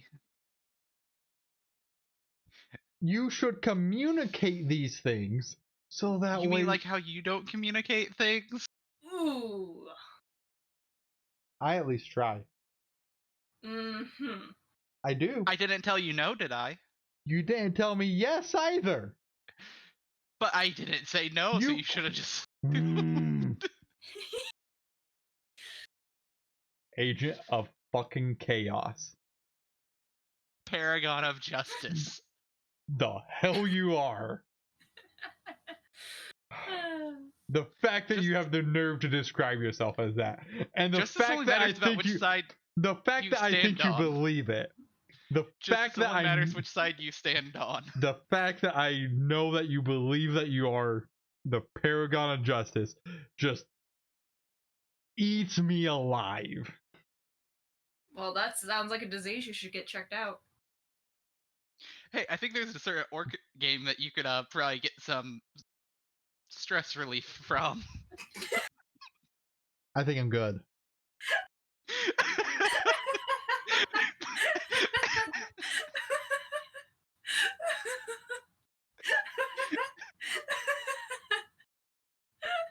I hate you both. I hate you both.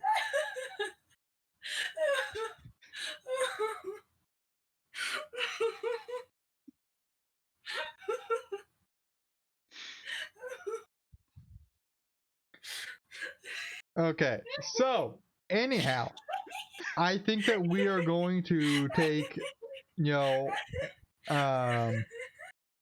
let's go an hour break so that way I can grab some food. You gonna eat, Travis? No. Okay. Well, I'm gonna see about food because I am hungry. I need to use the restroom. We'll finish the game download, and then we're going to be back. And we're going to try Grounded. I know a lot of people are playing it. Only reason we're checking it out is because I think we can kill bugs in it, and the only good bug is a dead bug, and we gotta live up to that. That's important. So, see everyone again in an hour.